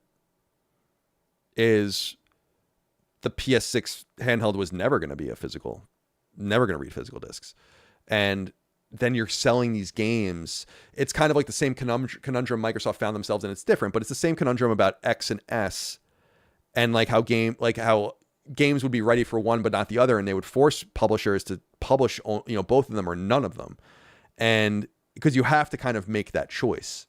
I don't know, man. But I do think that is a major reason. The PS6 handheld was never going to be, that was never for disc people. That was never for physical gamers. Never. There's no way. Meatball says, exciting NHL offseason. Give us your Islanders season preview. My Hawks will be pushing for a wild card spot. Hopefully. I'm not in I'm actually looking at my calendar right now. I have my Islanders calendar. Pierre Engvall is July, in case you're curious. I'm not in the mode yet. Football comes back first, and I got to get through that, and then I will start opening my mind to hockey. In fact, I will be on the island for a wedding in October, and I'm planning on going to a game with my dad and Micah, of course, when I'm there. So I'm excited about that. But yeah, I'm not even there yet right now. Too far away. All right, let's see. God, dude, there's a lot. I'm sorry, guys. There's a lot. Jared Morales says, can I get your take on this phrase going around? If buying isn't owning, then piracy isn't theft. I don't know, man. People, the thing I know for a fact, because I used to do it when I was in high school, when I was a kid. And I'd steal songs on Napster, and I had an NES and SNES emulator, and I used to copy PS1 games and Dreamcast games to disc, and I did all sorts of shit. You will say anything to justify it. Anything at all. Like, you will say and justify anything to pirate a game. And fast forward all of these years, and it's true. I'm not your dad. I'm not the cops. I'm not the government. Steal your games if you want. I personally, I want to put a clear. I've said this on Sacred Symbols many times, but if you're openly stealing current gen or even last gen games, like things that are easily available, you're a fucking loser. But that's your prerogative. My judgment doesn't mean anything. Like, if you like, it is literally equivalent to going and stealing shit from any store. So understand, like, if you're like one of the people that's proud, it's like, oh, I have a Switch emulator and a Switch, it's like, you're a loser.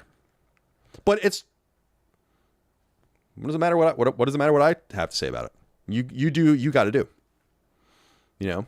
Now, if you're emulating and stealing, in quotes, like games from the 80s and 90s or even the early 2000s, or things that are just not available openly or whatever, then yeah, I don't know, man. I think there's a sliding scale of accountability. There's a sliding scale of what you're doing is wrong or what you're doing is right or whatever. I mean, it's all dependent on the access to the game and how new it is, and if there's abilities to still sell it. Like, if you're emulating Kickle Cubicle on the NES, I don't think anyone really gives a shit. You know? But if you're emulating Breath of the Wild, then you're stealing. You can think about it however you want. And yeah, like Tundra said, 1 million people have pirated Tears of the Kingdom before release. I mean, that's so preposterous. And that people think it's okay. And it's like, well, I would have never bought it anyway. It's like, okay, I would have never bought the apple at the supermarket, so I don't get to eat it. Pretty simple, really. Pretty simple. It's like, oh, I wouldn't have bought it. They didn't lose anything from me. It's like, okay. You say so. So I understand doing it when you're a young person. Like, what I was, first of all, I was like Web 1.0. No one even really knew what was going on. It was 1999, 2000 when I was doing this kind of thing, but I was a kid. I don't want to use that as an excuse. I knew it was wrong. You know, I knew it was wrong. But doing that shit as an adult, it's embarrassing. I mean, it's embarrassing. It's literally embarrassing. I'm just being straight up with you. You can disagree with me, and I'm sure a lot of people do, but I'm embarrassed. I'm embarrassed for you. Like, if you have like a Switch emulator and you're just downloading games and not paying for them, like, I'm embarrassed for you. Yeah. It's not the solution. It's actually just exacerbating all of our problems and making it harder to get the games out that you want to play. You don't get access to things just because you don't want to buy them. And that's obvious with any physical good. So why wouldn't it be obvious with a digital one? I don't like people being proud of like complete lawlessness. It bothers me.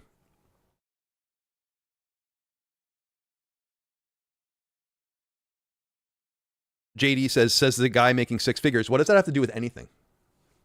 I'm curious, like, what does that have to do with anything that I just said?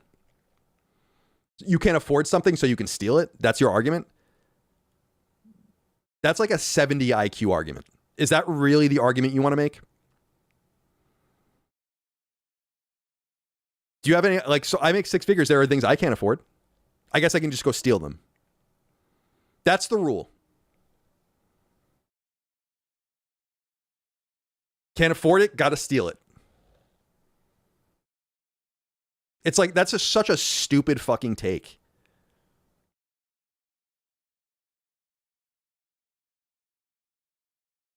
So what? I don't know, man. It's like, it's what I always hear about, like, when people get mad about when games get delisted. Someone brought it up earlier. It's like, So to release a video game, you have to sign a compact to keep it available on the storefront forever. I'm not saying that when you buy it, you shouldn't have access to it in the back end, which you do. I'm saying that it has to be on sale forever.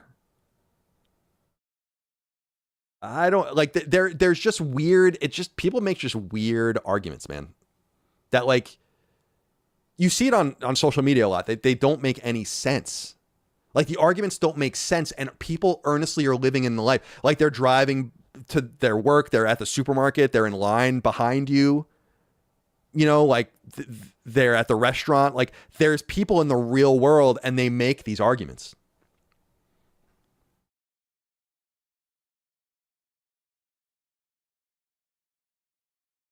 What's stopping you from making six figures? I mean, ultimately, if that's what you want, if that's what's important to you, and that's what's gonna cause the justification of stealing from other people. I didn't steal from people when I made $40,000 a year. And believe me, there was nothing I could afford when I made that much money. Nothing. I had nothing.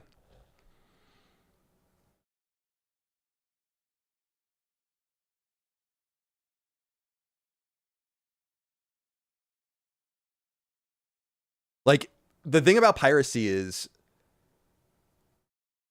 and I mean it from my heart, like it's loser behavior. It just is. I don't say this as a creative. I don't say this as like someone who owns a studio and watches my own games get pirated, which I do. It's just loser behavior. You're a thief. You can justify it however you want. You're a thief. You're stealing. And I don't know what if I had that level of broke energy, I would keep it to myself. I guess that's the thing is like, okay, go pirate, but like that you're proud of it. That's like the craziest part. I'd be so embarrassed. I'd be so devastatingly embarrassed if I was doing that.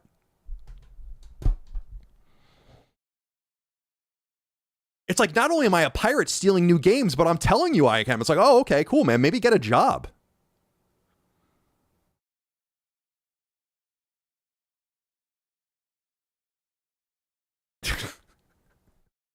Jesus Christ.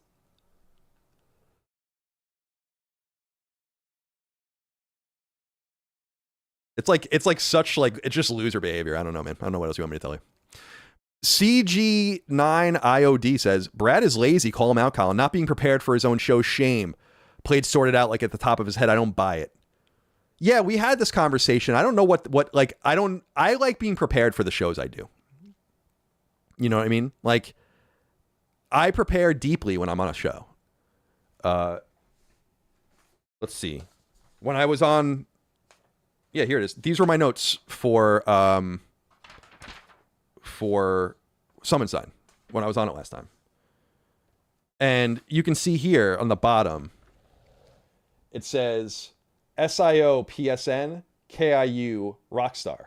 Sorted out. So I even had those prepared. It's his show. I want everyone to do the shows that they want to do the way they want to do them. I just I don't understand it. But it's not for me to understand because it's not my show. And I mean what I say. And when I say that I don't want people to do the show that they want to do, I mean that. What else do I have here? What is this? Oh, this is these are my notes. These three pages are for Pragmata.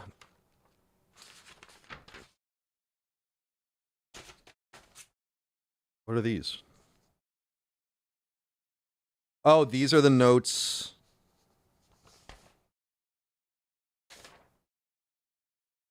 I don't know, man. I have all this shit typed out.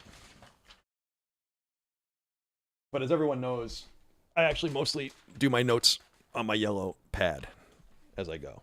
But anyway, I love I feel better when I go into a show just fully prepared. But some people like to fly by the seat of their pants. I fly by the seat of my pants when I do this stream. So there's a place for it, I guess. But again, whatever it is. Okay, let's see. There's so many. Oh my God. All right. Toy Department. Oh, good to hear from you, Kenny. Where are my G.I. Joes? Game Pass is profitable. So why did Xbox pull Call of Duty off of it and then let a bunch of studios go who make the games for Game Pass? If it's profitable, why do they need so many more subscribers? It's a good question to ask. And it's because, of course, that it's complete nonsense and that it was never profitable and it was never working. But, of course, if you listen to me, you would know that. I tweeted that out before, actually. Let's look and see. I haven't even looked at it since I tweeted it. Let's see. We'll bring it up.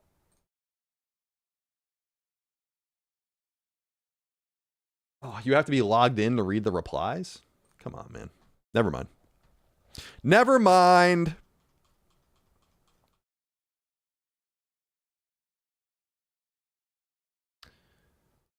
Gabe August, nice, says, do you think a new brand could emerge that creates a new physical-based console? Given this backlash, I think there is a new market segment to serve. New games, new IP could really refresh the space. I highly doubt that. It is so expensive to get involved. Amazon was really the only big player that was even thinking about trying to get into games in some way, and they have obviously been a complete failure at it because it's hard. Because even having the access to money is not necessarily. It's crazy how bad Amazon's gaming initiative has been for 15 years. So it's not even about capital. It's about like know-how. And Sony and Nintendo are in very specific places where they know what to do. And even then, I think you can question a lot of that stuff. So I really highly doubt anyone's going to get involved again.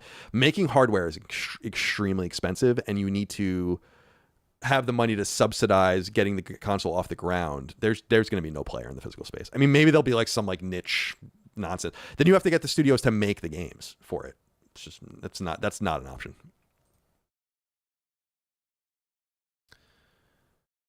Wait, didn't we just do this?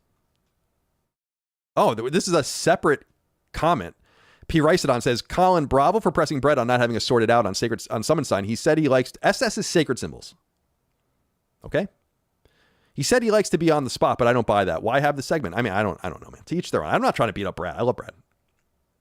I didn't realize I was like putting him on the spot like that for so much with everybody. Where it was going to be a thing.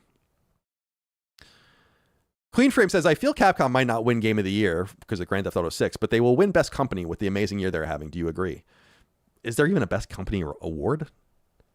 They certainly are going to have they had Resident Evil, which was excellent. They had Pragmata, which is my Game of the Year. And then Onimusha comes out in September, and they pushed the date up 3 weeks, which is, by the way, the second time this year they've pushed a game up. So they're operating with incredible confidence. And I'm just so proud of them, man. I love Capcom, and I love watching them come back. They've made a lot of my favorite games, and obviously my favorite series of all time is theirs. But it's been really, really fun watching them come back. And even with some of their smaller releases that a lot of people didn't play or enjoy as much as I did, like, I really give them credit for. Like, I really loved Dead Rising Deluxe Remaster. I thought it was awesome. Kinitsugami, I've complimented up and down, left and right. I love it. Love it. Such a good game. So they're doing a really, really great job. Chet Snooze wrote in, said, done buying new games, only ever cared about God of War. PS5 Pro is the best way to play my remaining library for the next 15 years, and I'm okay sticking with it. That's fine. I've said before, guys, if you're not, especially, this is really hard to do on Nintendo, but certainly on PlayStation, you can do this very easily. If you're not really in a rush to play anything, and you don't really care about the zeitgeist, which most of you really shouldn't, then just wait. The games will become so cheap after a while.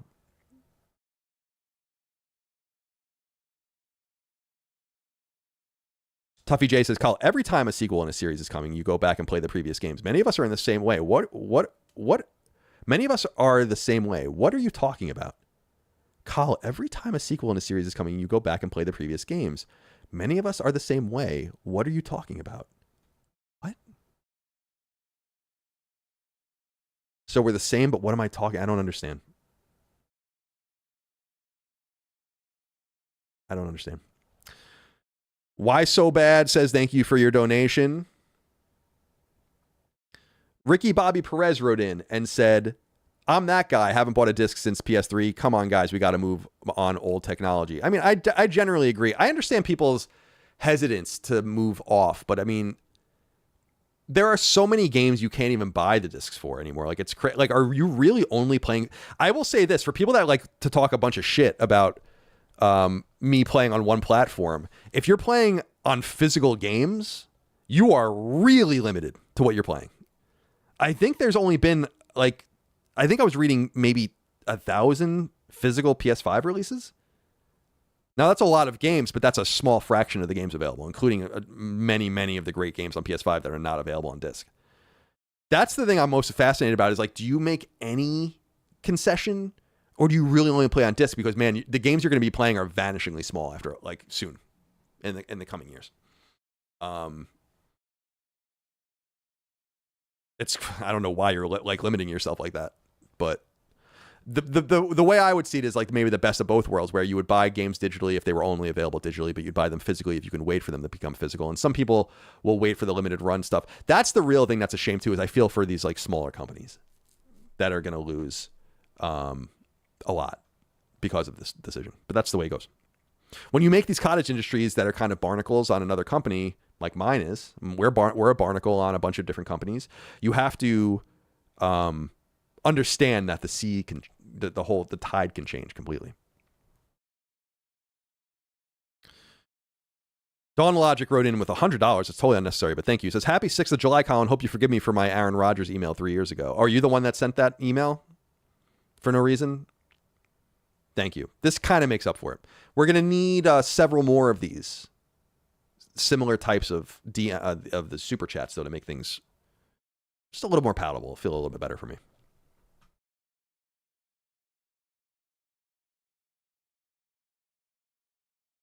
Cisco wrote in and said, convening with family and friends, it seems all are prioritizing PS6 handheld. How do you think PS7 gen is affected if handheld vastly outsells its console? Hold on a sec. What is this? Tuffy J says, I'll go back to that. Tuffy J says, you said you don't replay old games. Oh my God, his weed brain drives me nuts. I see what you're saying. I didn't understand what you're saying. I'm going to say this as nicely as possible. Don't insult me. You don't know me. I hate when people do this shit where they're like, oh, his weed brain drives it's like, you don't know me. Like some people are a little too comfortable saying things to me. I don't appreciate it.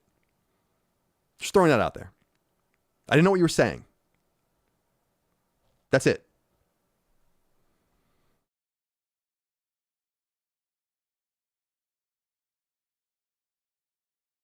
All right. Cisco wrote in and said, convening with family and friends, it seems all are prioritizing PS6 handheld. How do you think PS7 gen is affected if handheld vastly outsells a console? PS7?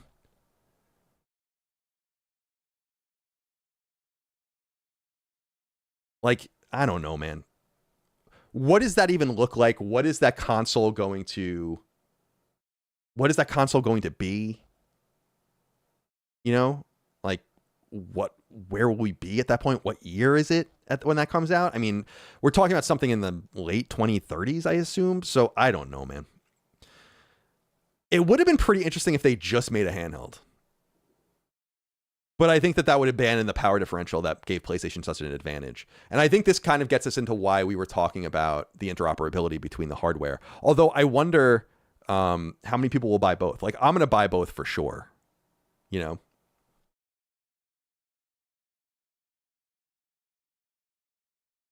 But I want, like, that's not going to be a majority of people.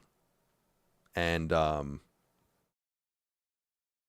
yeah, it's like, how will it affect PS7? I don't know, man. I think PS7 is going to be affected by a bunch of different things, and it wouldn't be surprised if we never even got one, or we got a different sort of idea of what a console will be. Or maybe, I mean, at that point, it's going to be an all-digital thing probably, and it might even be a setup that you download onto, you know, ambiguous hardware that you have, like this, you know, television or this set-top box that does other things. I don't really know. I don't know. Bird Scream says, can we get Honey Dev on Sacred Plus for an interview and also a welfare check? Man dropped a couple S-tier match 3 games and vanished into the ether. Who is this? We need more context. Sorry, I'm a pothead. I don't understand anything. Now, can someone explain this?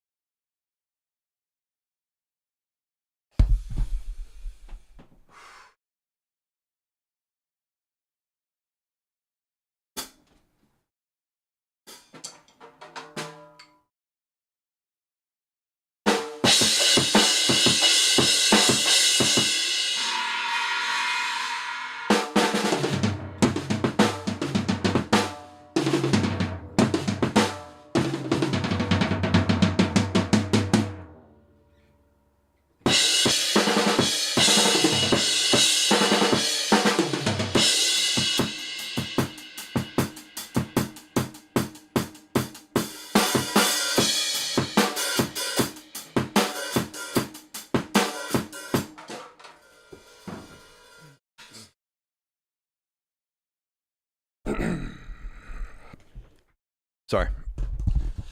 Just feeling it today, you know? Just feeling it today. God, it's a little hot in here. Hell yeah, I love that. Shinobi Fox. Oop, wrong one. Oh, God, keep scrolling. Now watch this drive energy. Oh, hell yeah. That's one of the great videos. He was so fun.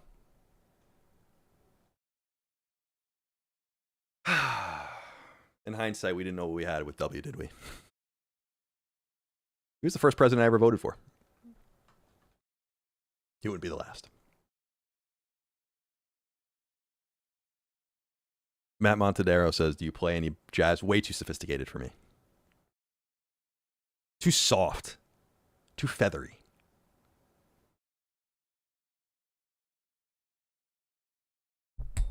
My wife drew the gamer. Let me see if I can bring this one up.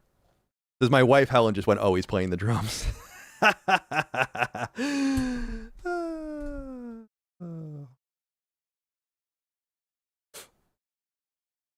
Someone asked me to play double bass. I heard before too. I can't play double bass pedals. Never been able to do it. I can play like da da da da da da da da da da da da like at that speed, but like anyone can do that. Playing like the I can't do that with my feet.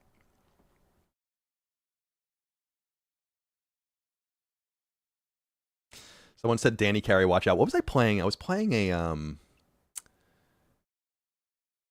was it Sober?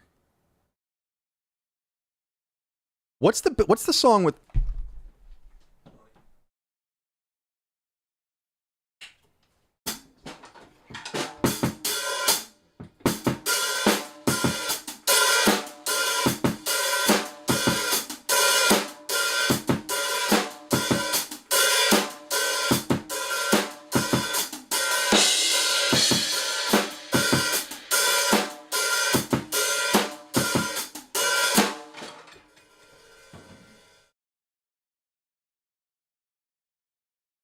what's that song? Sober, right?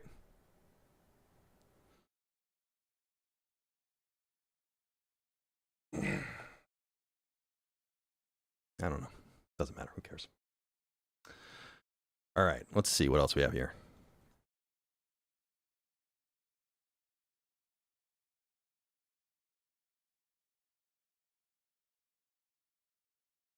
Like I mean, I was playing it right. Maybe it's not coming through. It's not that hard to play. All right. Price Tag wrote in and said, Colin, I'm sure you've heard by now that Danny McBride is writing a G.I. Joe movie. If you were cast, which background character or villain would you want to play? I did hear about that. It sounds cool because it's based on the comic apparently about there being a town of like that's controlled by Cobra, but like they're all normal people. So background character. I mean, I assume so. He wanted to make a Dreadnoughts movie, which is really funny. So obviously his head's in the early to mid 80s. So from that perspective, like the character, Metalhead's my favorite character, and he wouldn't be in it yet.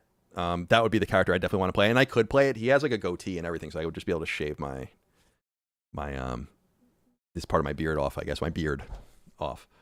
But I loved hearing him saying how he pitched them a Dreadnoughts movie because that shows that he's a nerd. For people that don't know, why would you know this? G.I. Joe are the good guys. Cobra are the bad guys. They have like this gang working for them called the Dreadnoughts. And that they're kind of affiliated with Destro, actually. And he wanted to do a movie about them. So I'm like, this guy's a nerd. For sure. And so that gives me a little bit of hope. As opposed to hearing from people sometimes where like, I don't know anything about the IP and I'm just writing a thing. You know, it's like, didn't we hear that about like the Helldivers guy or something? He's like, I've never played Helldivers. Oh, good. Good. I could be wrong on that, but there was some IP recently where they were like, I don't know anything about it. That'll be very, very fun though. And I'm not hopeful for it because it's probably not going to be very good, but we'll see. Thomas Nimiak wrote in and said, hi, Colin. Any chance the Gaming WoW series makes a comeback? Maybe Poland next, watching the stream, rocking Chrono Cross on PSP as God intended. Yeah, maybe. so I did a Gaming While Russian and Gaming While Indian, I think, and a couple others. I feel like, especially when we did the Russian one, which I thought was the most interesting one, because they're like behind a basically a commercial wall where they like can't even access anything, so they steal shit, and they like, it was so interesting to hear about, like, basically they make like Turkish PSN accounts or something. Like, there was a whole thing, but people were like so political about it, and I'm like, you gotta understand, it's not about politics, it's about seeing how these different people interact with the world around them, and how these guys like are basically just wholesale stealing shit because they have no access to the markets. And that's, I'm not endorsing it, obviously, I don't want them to do that, but like, that's the story. And I think people just kind of lost sight of what I was trying to do, like many other things.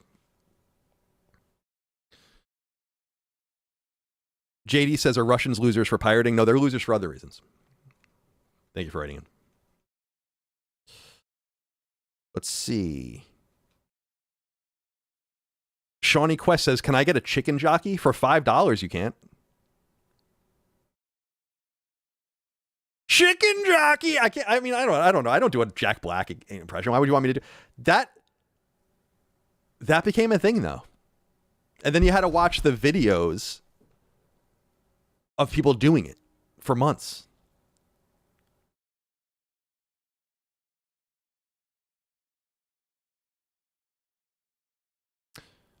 Max Arthy wrote in and said, could Xbox make their business leaner and just focus on their massive IP like Gears, Fallout, Elder Scrolls, Forza, and Halo? Make them strict exclusives to rebuild the console base, or is that impossible? It's impossible. Well, I guess anything's possible. Let's not say impossible. I don't like that. Let's not put such a fine point on it. That would be so unlikely.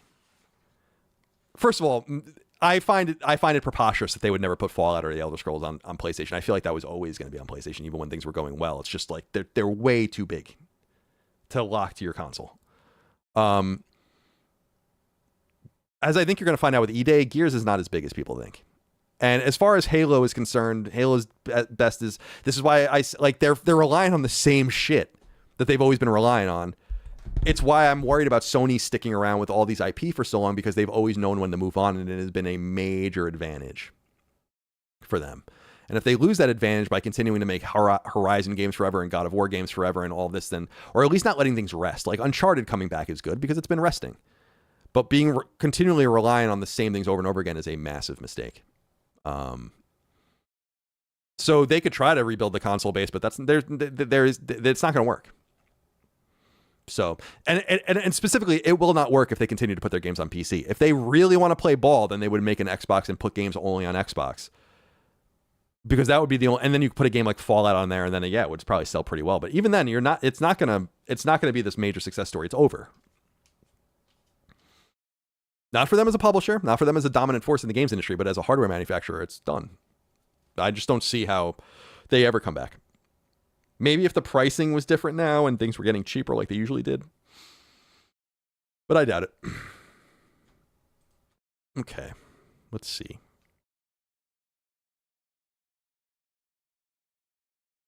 Clankers in Paris wrote and said, Colin, you're wrong. Don't you know Laserdisc is growing? They had one sale last year, and now they've sold 2.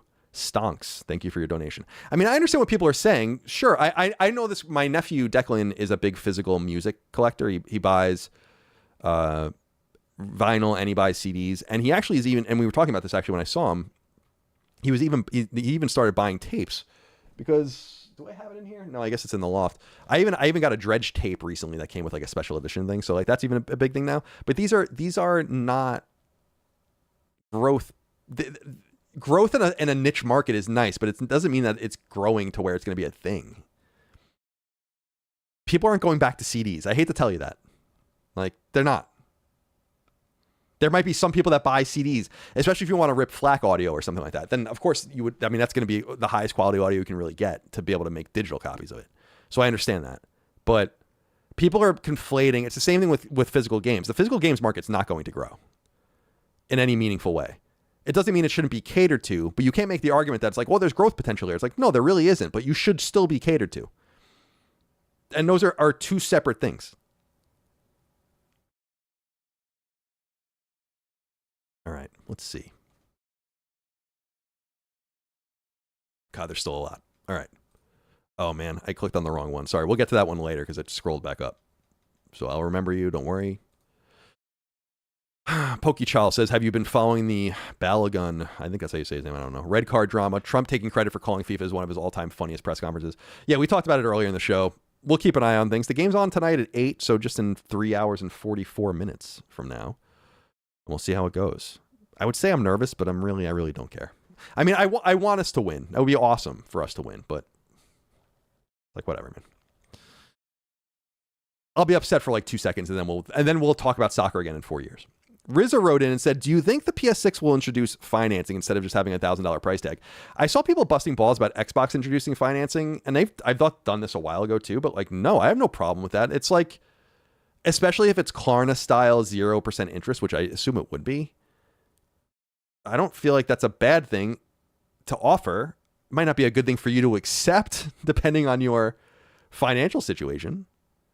But offering easier ways for people to afford your onerously priced hardware is going to be an important thing for people. And stuff like Klarna and stuff is that the right word? That's the right word, right? I think Klarna, Klarna, where they do like the pricing where you pay over time. Like that kind of stuff doesn't really bother me in a world where you knew you were going to have a job and basically you just make X amount of money, you have a budget, this is what you can afford right now, you know in 5 months you're still going to be working, so you pay off the final of the 5-month payments or whatever. But in a world like, you have to understand these businesses exist because they want you. It's the same thing I always tell people with credit and why you shouldn't have credit card. I mean, you should use a credit card. I buy everything on credit. I just pay it off immediately and I get a bunch of money back and stuff like that. It's awesome. But you shouldn't use credit earnestly if you don't have to, because the whole business is predicated on you failing. They want you to fail. And Klarna makes money because they want you to default. And when you realize businesses are structured like that, you have to work it toward, like I'll be straight up with you. Visa makes nothing on me. Nothing. I have it through my bank, and then, you know, I go in my bank and I pay off the statement, and then I get 3% back.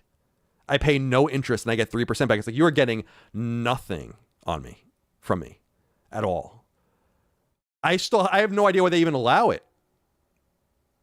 You know what I mean? Like, why do you even allow it? Because you get your fee or whatever. But why would you allow me to make all this money off of you and work the system? They do that to keep people happy because they know underneath all of that are a bunch of people that are not paying for anything. It's sad, man. When you hear about the credit card debt that people get into, it's like, damn, dude, crazy. That level of, it's not always the case. Sometimes people have to use it to like make ends meet. But a lot of times people find themselves in severe commercial or consumer credit because of bad decision making. This idea that you always have to have things and need things and want things. I don't know. It's financially illiterate. Makes me worried. But as far as like having the option of financing, I think that would be a nice idea as long as it was 0%. It would be a lot better than people putting it on a credit card. I'll say that. Zeron says PlayStation continues to abandon market after market. Japan, UGC to PC, and Epic, and shooters to MS. Thanks. I'll go play bingo with the Xbox Studio list. Japan, UGC to PC, and shooters to MS. I mean, maybe. I mean, I think the shooter market is pretty dominant on PlayStation. I think any of the numbers would show you that. Japan, yeah, to Nintendo. UGC, I mean, they were there early, but Sony was there early in some meaningful ways, actually. But it was with Little Big Planet and Infamous and stuff like that. But that's complicated to do on a closed ecosystem. It's ideal, but it's complicated. It's not what we come for, like a standardized experience, as it were. And no one's given anything to Epic, please.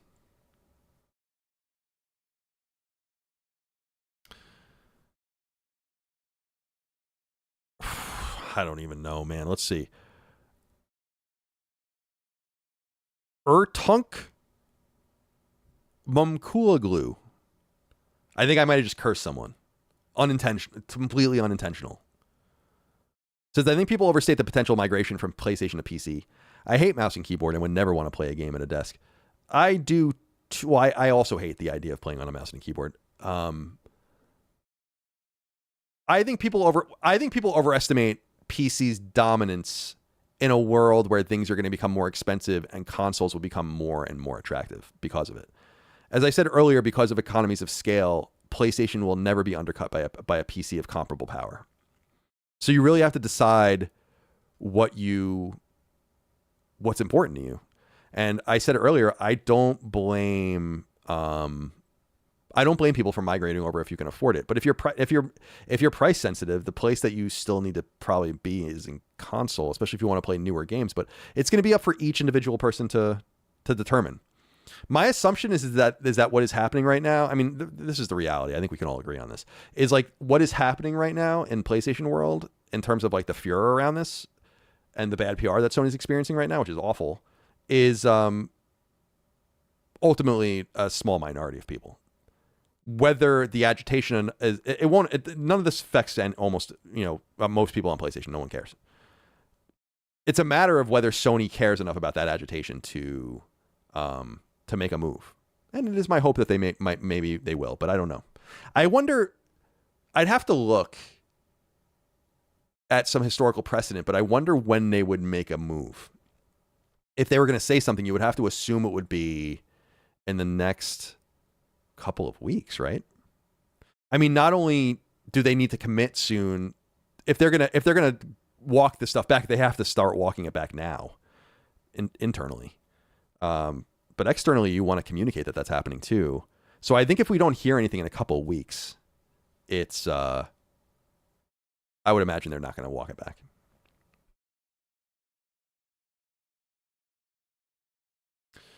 Petroit wrote in and said, not sure if it's been mentioned on Sacred Symbols or Super Chats, but have you read how, based on Insomniac leaks, the digital-physical divide is calculated based on DLC, platinum slop, and digital-only games? Yeah, I mean, we've known that since the leak came out. This is why I feel like people need to listen to Sacred Symbols. I know all of you do, but more people need to listen to it, because we talked about all that during the Insomniac leak. About how, like, well, these numbers are skewed, you can see the data here, blah, blah, blah, blah, blah. So yeah, we know this, but you would also just know this from Sony's financials. It doesn't matter though, because they're looking at it as one fungible pool of capital, and the digital game that's built, the digital expansion that's built upon the digital game, or the digital microtransactions that are built on the digital game, are all really part of the same funnel for them. All right, let's see.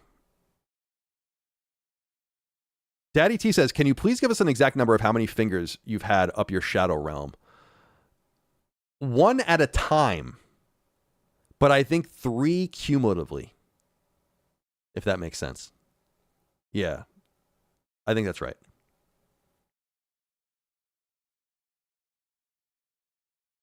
Tuffy J wrote in and said, for context on everyone at the cookout talking about Sony's decision, it was them decrying the end of ownership and everything being fee-based. That is something that I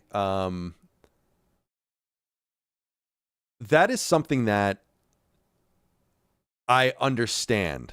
Like, I was listening to something recently about everything being a subscription.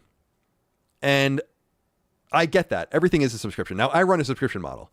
But I think that what I do is sensibly a subscription, because it's a weekly thing, weekly series of shows that you get on so it's a subscription. It'll be like a cable subscription or something. It's understandable. Having like subscriptions for heated seats in your car, like something more persistent. Like, and I don't listen, it's not a huge surprise.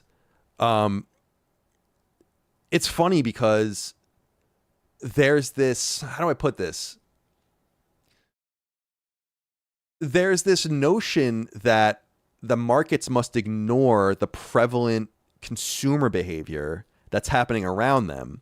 It's what we were talking, in other words, about Game Pass earlier. Like the impetus of Game Pass in the mid 2010s, when Xbox was getting it off the ground internally, they were looking around and saying like, oh, this is the way it's kind of going, right? And now it doesn't mean that it's going to work on the other end. It means that you can't blame these companies for looking around and being like, this subscription money is kind of fluid right now, isn't it? What matters is making them pay. Right? Like and I guess that's a weird way of putting it. What matters is making them suffer. Right? Like, if we don't want these things, then we simply shouldn't support them. And there are some things that are subscriptions that I'm like, I'm not paying for that. And even if it is a subscription, I have a good example for you. I do all my own lawn care, and everyone knows that, but I do have a company come over every month to put chemicals on my lawn, because I don't really even know how to do any of that shit, right? Like nitrogen and, overseeding and all that kind of shit. Like, so once a month they come and they do something separate. And that's a subscription that you're supposed to pay for. And I go to them every year, and they know it because they email me now, and maybe others have, maybe other their clients do this to them as well, so they're more prepared. But I'm like, I just want to pay once a year. I understand it's 6 of one and half dozen of the other, but I don't want a subscription model for this. So whatever it is, it's like $600 a year for you to do this. Here, just take the $600 and leave me alone. So you can't blame like the companies for being like, this is the way people shop now. This is the way people pay. You're paying this latent $2 a month to Apple to keep your fucking shit in the cloud and stuff. You know what I mean? You can't blame them for that. What your responsibility is from that point is to say like, no. It's kind of like with tipping culture. Like, I'm a hard no on tipping in certain situations. Like, I'm just not tipping you. You know, like when you go into a shop and they didn't do anything, but they're ringing you up and then they turn the thing. I'm like, $0. I'm not giving you money. No. And so you do the same thing for subscriptions that don't make sense. So you'd be like, no, I'm not buying the heated seat subscription. Can't do it. Okay, let's see. Puckish Rogue wrote in and said, I got rid of my PS5, but now I worry about losing all my purchases due to inactivity. As I understand, that is only in Europe, and it is part of... This is the kind of shit where like you can't get too mad at this kind of thing, like this stuff, because it is more complex than you think. I'm not saying it's right. I'm just saying this is where their minds are at. Is first of all, I think that's to keep in line with European law about fallow accounts. And these things are also out there begging to be stolen at some point as well. So they have a lot of... I do encourage people, it's for all companies, right? Like, even the ones we really, truly hate out there in the world, like, there are often these deeper reasons that decisions are made that you have to kind of take into account. It's not always what it seems. It's not always going to be the worst possible case scenario. It is not ideal. But I understand that there are mitigating factors, as well. Brother Yarmouth said, the only time I saw people mobilize was with the PSN Helldivers 2 debacle. It is possible to make change, but you got to go all in. I agree, and I think Steam players had so much less to lose with Sony that they were willing to go all in because it was a single game, right? It's going to be harder for PlayStation players to go all in on what they want to do, but I believe in their ability to do so nonetheless. If you guys want to affect change, you have to get organized and you have to make consistent demands and do consistent things. I'm not saying you have to unionize with each other or whatever, but like, it's what I was saying earlier in the chat. And I know we've been going for a long time, but there are a lot of bad arguments being made about this that I think don't help. It's almost like I would almost like to be an advisor to it, where I'm like, I don't give a shit what happens here, to be perfectly honest with you, but I think there's a better way for you guys to fight over this if you want to do it. And you got to get more organized and make more cogent arguments and stick to the cogent arguments. You don't even need to over-explain it. But make, again, the game preservation, internet access, it's like, shut the fuck up, please.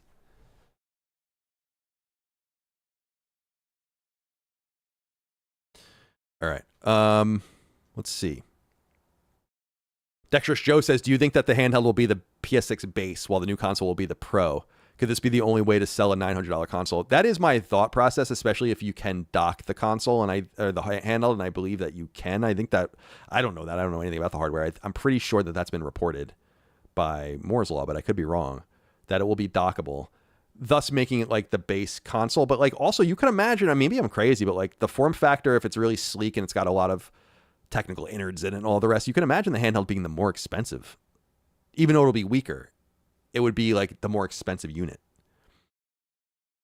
I'm really interested to see how they talk to each other and like what it all means to have it all together. And I'm also interested to see what percentage of people buy both, because that's going to be a huge ask. But I bet you it's somewhere in the low to mid single percentage maybe or something. And then I guess those people will be the germination of understanding what runs better where. But as I've noted to you guys before, this is an open secret. It's like when you see the Eco thing on PSN now, not Eco ICO, but ECO, like the little leaf icon about power saving mode, that's in preparation for the PlayStation 6 handheld. And the lower power mode that will be necessary to use it. Let's see. Oh, this is an interesting one. Hold on a sec. This is an unpaid one. I'm trying to pay more attention to the chat. I'm sorry that I'm not more interactive with the chat. I feel bad about that. That's not what I'm looking for. I clicked on the wrong one. Where is it? Oh, here it is. Hickzock said, Colin, is it wrong of me that I found that I kind of don't care about this news? I have tons of physical games, but the thought of repurchasing some of them and discount digital is just fine. No, I don't. I wanted to bring this up because I don't think you're wrong. I think you're the normal person. And I think the normal PlayStation consumer doesn't give a fuck about this at all. And I think that if you want to be in the realm of reality, that's important to keep in mind. So no, I think you represent the completely average person. As a consumer, I don't care about this either. But I do care about it as a commentator, and I want to talk about it because it's interesting. And I hope that the physical games people get what they want ultimately, because it doesn't really affect me. But to pretend and say that I care about it, I definitely don't. Oh, let's see. Ves Malo says, the goal is to create a gateway to streaming only machines because hardware parts are becoming too scarce. AI and rights greater than numbers, in my opinion. Stop fighting. I see this theory a lot, but this theory only holds if pricing really never does adjust again. And that might be the reality. I know Micron just signed a deal to keep prices in place for 5 years with 16 different companies, like a consortium of companies. I don't like the idea of that. It doesn't really make any sense to me, though. I don't know. I still have a hard time understanding why they would want you to not buy hardware from them. The major thing that I have a problem and I struggle with is the infrastructure of what you and a lot of other people investors are saying out there, which is that this is the ultimate future that they're aiming for, and it might very well be.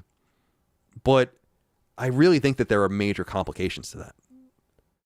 And this, by the way, is when you start getting into internet connections. And it's also when you start getting in, and I think the biggest thing about this is power. And I don't mean power over the consumer. I mean actual electricity and water and all the rest. Like, if you're going to offload compute by the tens and hundreds of millions of players, man, it's going to be expensive. It's way cheaper, and it makes way more sense for you to it's way cheaper and makes way more sense for the companies to offload the hardware and make you pay for all that shit. That's the thing that I can't get past.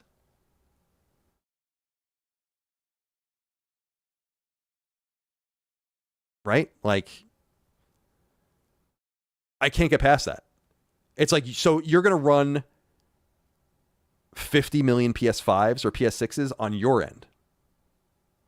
What's that going to look like? Doesn't make any sense at all. When basically you can just send packets to people and let them do all the computing.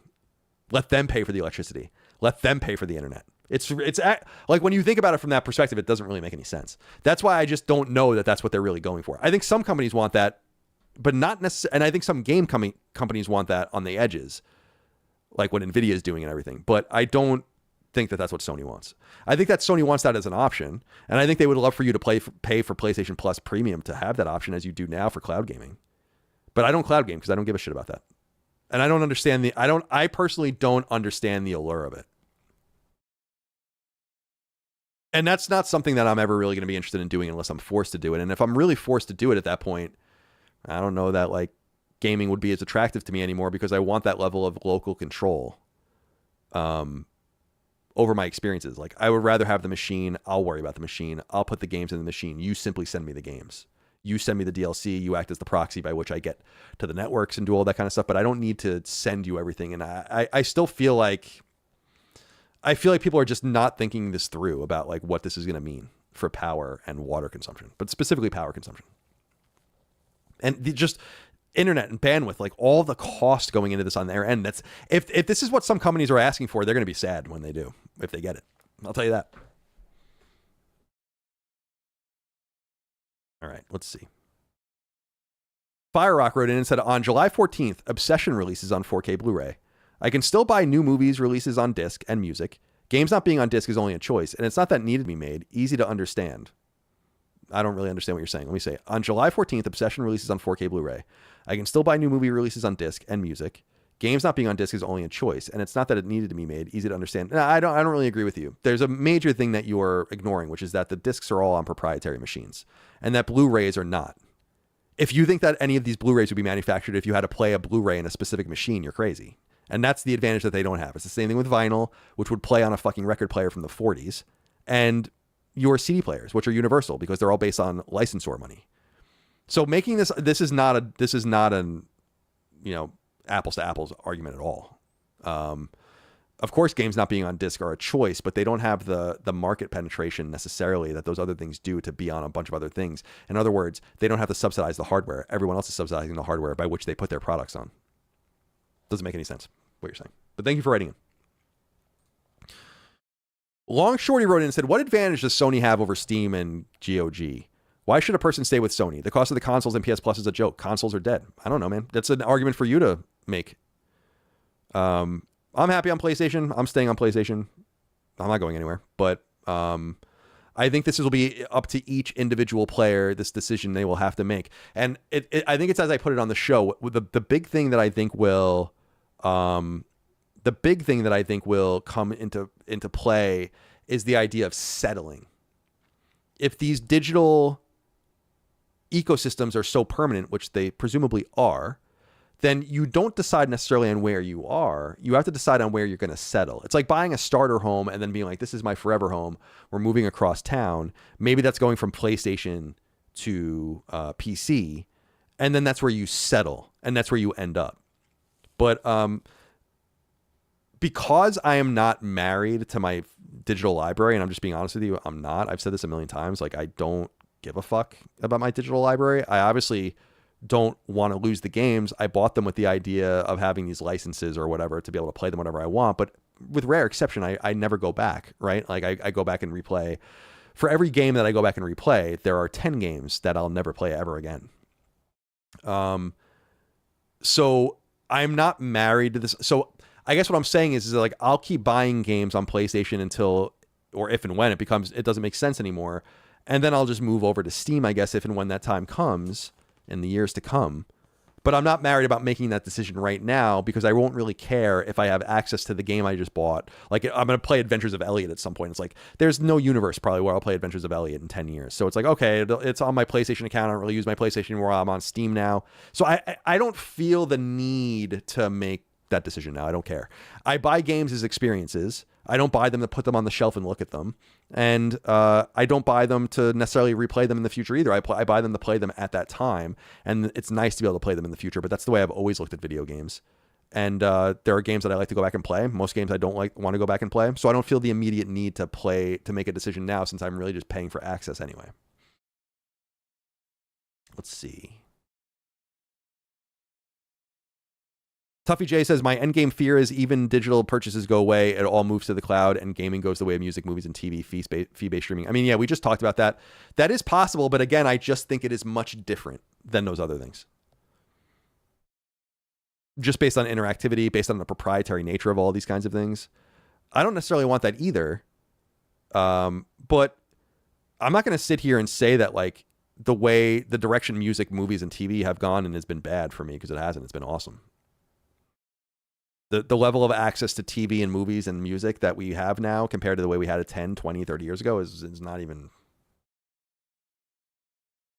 it's not even close. And I'm sad to say again, like I'm the core consumer in those regards. Like, my behavior is indicative of most people's behavior, and my opinions on them are indicative of most people's opinions, because they don't care about all these things that a lot of you guys care about. They just don't. Coleman Pod says, thank you for your donation. Thank you for your donation. Fantasy Fan says, over or under 4.5 days till Sony and PlayStation official Twitter accounts post again. I would say over. Unless they, I'll take the over unless they backtrack before then. But I would imagine they can't stay silent for very long. I mean, Tokon's coming out soon, and then they have to start gearing up for Wolverine. So they're going to have to bite the bullet at some point. I hope this was part of their calculation. I don't know. Robert Butler once says, little domino. Xbox crushes Colin's skull and he never gets hacked. Big domino. PS users lose their digital game libraries in the PS mega hack of 2038. I mean, that's an interesting one. Because I was the canary in the coal mine. I said it to you, and it's no disrespect to other people, and I'm not going to get into like anyone I've spoken to about this, but like I was not the first major person for this to happen to me. I was the first major person that this happened to that I told you it happened to me. And that only exacerbated my problems and made them worse. But I think it was worth doing that in order to bring this to public attention. So hopefully I saved us from bigger problems in the future, but I don't really know. You can never be too sure. 2x Static says, thank you for your donation. Thank you for your donation.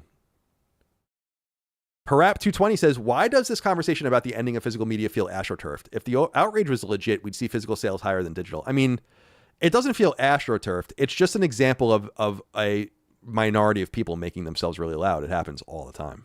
It happens in politics. It happens in entertainment. It happens in all walks of life. People that are boisterous and motivated will be really, really loud. You know, people who buy physical games on console are vastly outnumbered by people who don't. It doesn't mean that they should be thrown out, though, like baby with the bathwater. And again, I've said it a million times. I don't mean to be redundant, but I just simply don't understand the purpose of doing that. I would, I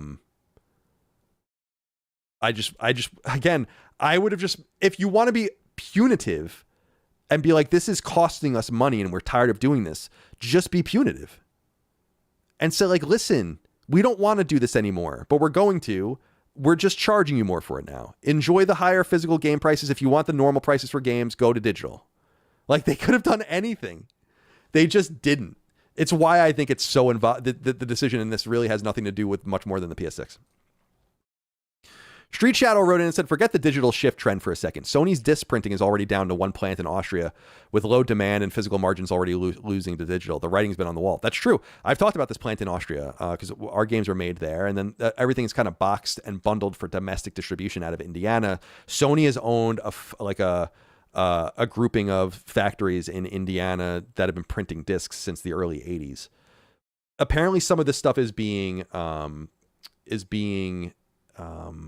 reworked to make like digital lenses and all that kind of stuff. And from some perspective, you can say, well, this is positive for retaining the jobs at these factories that are otherwise going to be fallow soon. I also think that a big thing that Sony is looking at is from a personnel perspective, and I wonder what the layoffs will look like around this, is there's probably a fairly sizable apparatus at PlayStation that has to deal with physical conduit. And you know, there's certification and all those kinds of different things. All of that's going to go away, and that might be a bit of a money saver for them too. But I think they just have to figure out what they're going to do. It might be too late for them to turn back. And the shittier thing for them is that if they feel like they need to turn back for PR reasons or whatever, then they have to start outsourcing their disc publishing. It would be kind of ironic. Drill and Kill says, chat's off the rail without Dustin. Is it? I'm trying to pay attention. It moves too, I mean, it's not moving that fast, but it moves too fast for me to really be able to read it.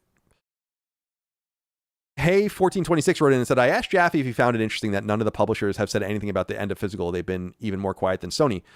They don't want to print games. You have to understand, like, there's a market for them. You guys want them, but I don't think there's any major publisher that wants to print games. They might pretend and they might give it lip service, but they don't want. Why would they? Think about that. Like, from their perspective, why would they want that? So they can make less money? I think a lot of them are grateful that Sony is probably doing this. And because it doesn't affect them, by the way. Like, I think they like it because they're like, well, our games are all on PC. If you're like Capcom or Take-Two or whatever, you're like, all right, I mean, we don't want to make physical games. No one does. Nintendo doesn't. Xbox obviously doesn't. No one wants to make these things. They're jumping on a grenade for us. They're going to affect their customers. Our customers are still going to find us on other platforms if they care enough about our games, and they'll be available digitally there too. So I think a lot of people are just like, I think a lot of these companies are just like, this is great. As I noted on Sacred Symbols last week, only 3% of Take-Two's revenue comes from physical games. 3%. And when you realize that a lot of that physical income is just going to come through digital sales of people that used to buy physical, and that they're going to make more money on each of those games sold, They look at it and they say, like, this is great. This is what they want. There's no, like, you have no friend in this fight other than each other. It's a sad reality. WP Montgomery wrote in and said, thank you for your donation. Thank you for your donation. WP Montgomery says, Colin, do you crash out over the youth knowing absolutely nothing and being illiterate as much as I do? Justify me. No, I don't crash out about it. I only crash out about it when I have to interact with them. Otherwise, them being stupid doesn't make any difference to me. In some way, it's probably good for me. I don't know how, but it's probably good for me. That so few people know how to read and comprehend anything. That only becomes a frustration when I have to personally interface with them. Otherwise, have at it, as far as I'm concerned. Slaughter Gang CEO says, sorry if I missed it, but thoughts on Xbox news? Seems more and more apparent that Asha is cleaning up Phil's mess. Not sure how Helix works, but I think she might actually turn things around long term. We talked about this extensively earlier in the stream. I'm sorry you missed it, but just rewind. You'll find it.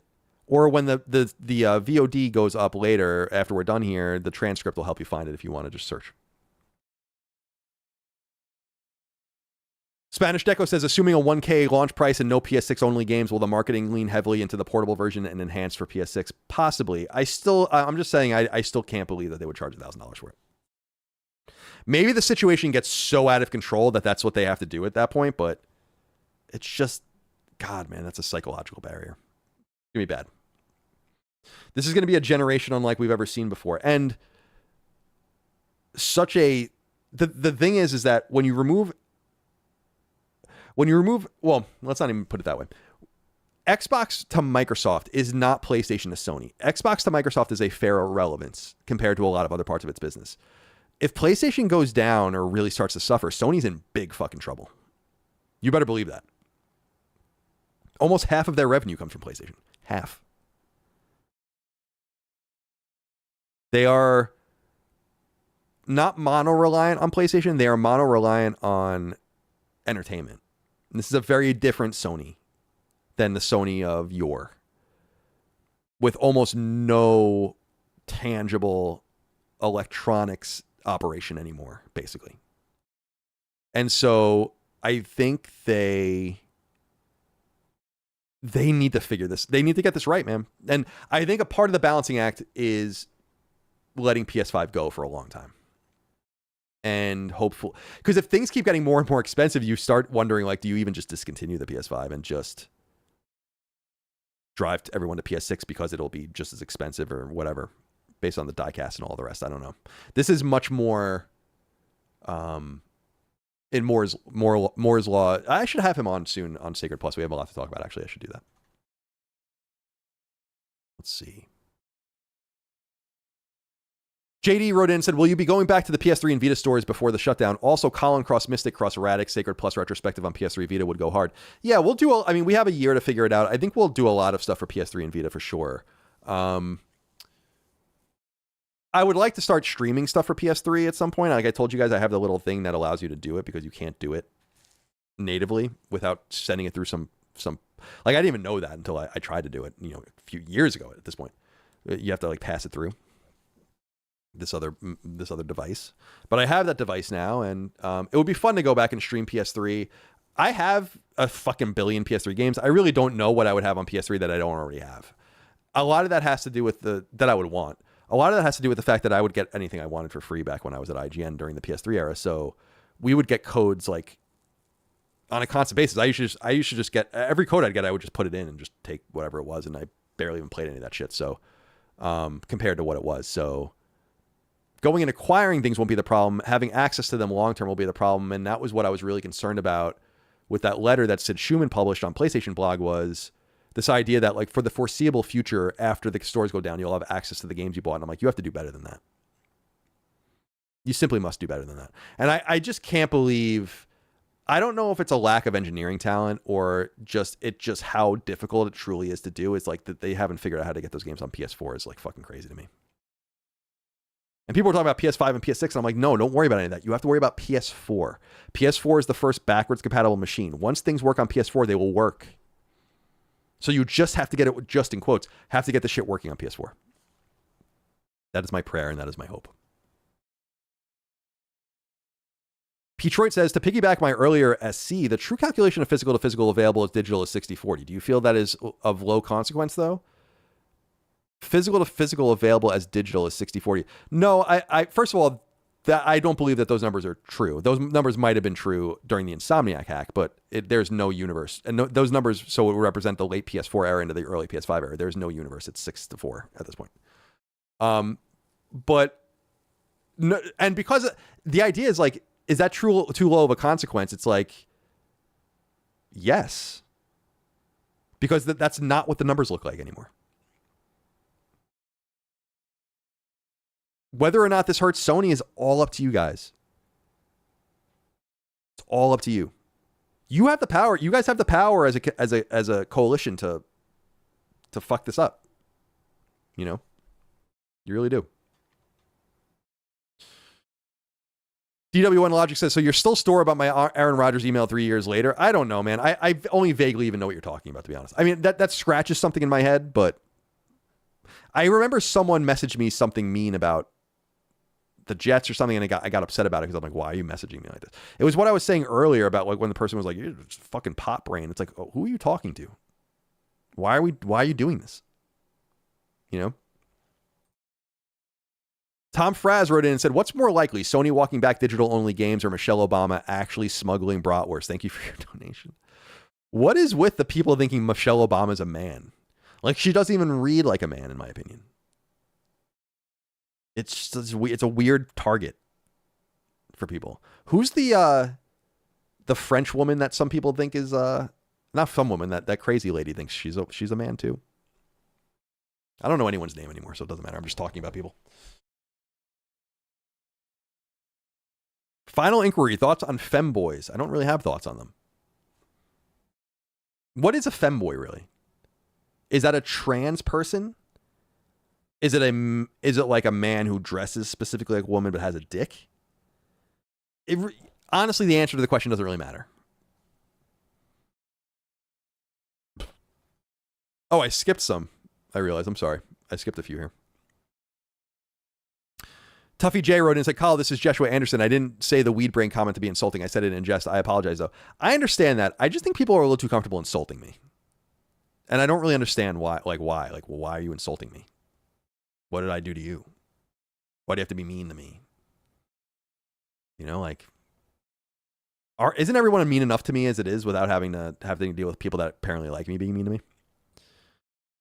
Geek In, Geek Out says, check out the 3-piece Kiwi metal band Alien Weaponry. You may like them. I've never heard of them. I like the name, though, a lot. Death Shoot 1 says, Marathon's player count hitting new brutal lows today. Dipped to 2.2 thousand, latest peak 7.7 thousand. I love the game, so this sucks. How would you salvage this? I don't know.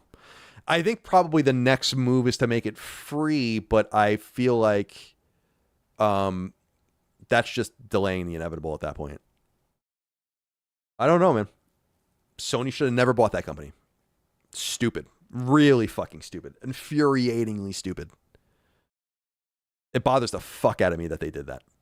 It bothered me so much in the beginning, and it bothers me so much more now that they did that. Like, what a bunch of retards. Like, how can anyone involved in that still be there? How? How can anyone who helped greenlight this deal still be there? Are there no consequences? That's the big thing, is it feels like there are no consequences. Just me and my 20 cents says, Colin, did you ever platinum G.I. Joe Operation Blackout? Any other games you'd recommend? G.I. Joe Forever. I did platinum G.I. Joe Operation Blackout. It's a bad game. I wouldn't suggest playing it. It's funny, man. There are not many good G.I. Joe games at all. The two NES G.I. Joe games are pretty great. The Konami arcade game's great. I will say that in hindsight, the EA published G.I. Joe game that was a licensed game for the movie from like 2008, maybe 2009.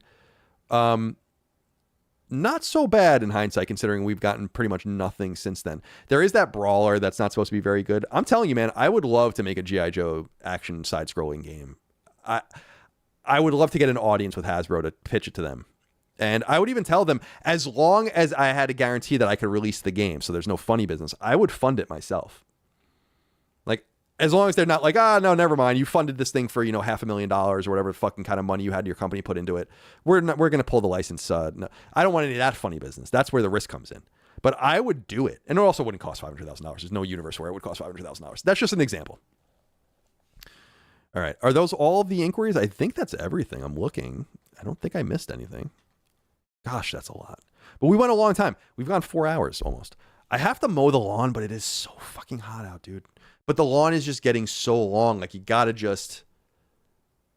grin and bear it, I guess, at some point. Just do it, God, it's going to be a tough one out there, though, man, I'll tell you. Because it's fucking hot. But the lawn's getting long. I also have to pee again. Believe it or not. But I appreciate all of you guys being here with me today. I had fun with you. I don't know what we'll do next week. I might ask Jaffe to come on next week, because I asked him to come on this week, assuming that he was going to be available, because he usually is available if you give him a little bit of notice. But he was going on a family trip or something, and he was coming back from it or whatever. I got to email him again, so I will ask him all about that, and maybe we'll have him on next week, and we can talk about all these things together. But I appreciate you guys. I hope you have a great week. Thank you so much for your love and kindness. I appreciate your support. And thank you for supporting us on Patreon and all of the rest and enjoying our shows. We really couldn't do it without you. Have a great week. Be well. Stay cool. Work hard. Have fun. And we'll see you next time. Until then, goodbye. It's time to end the stream.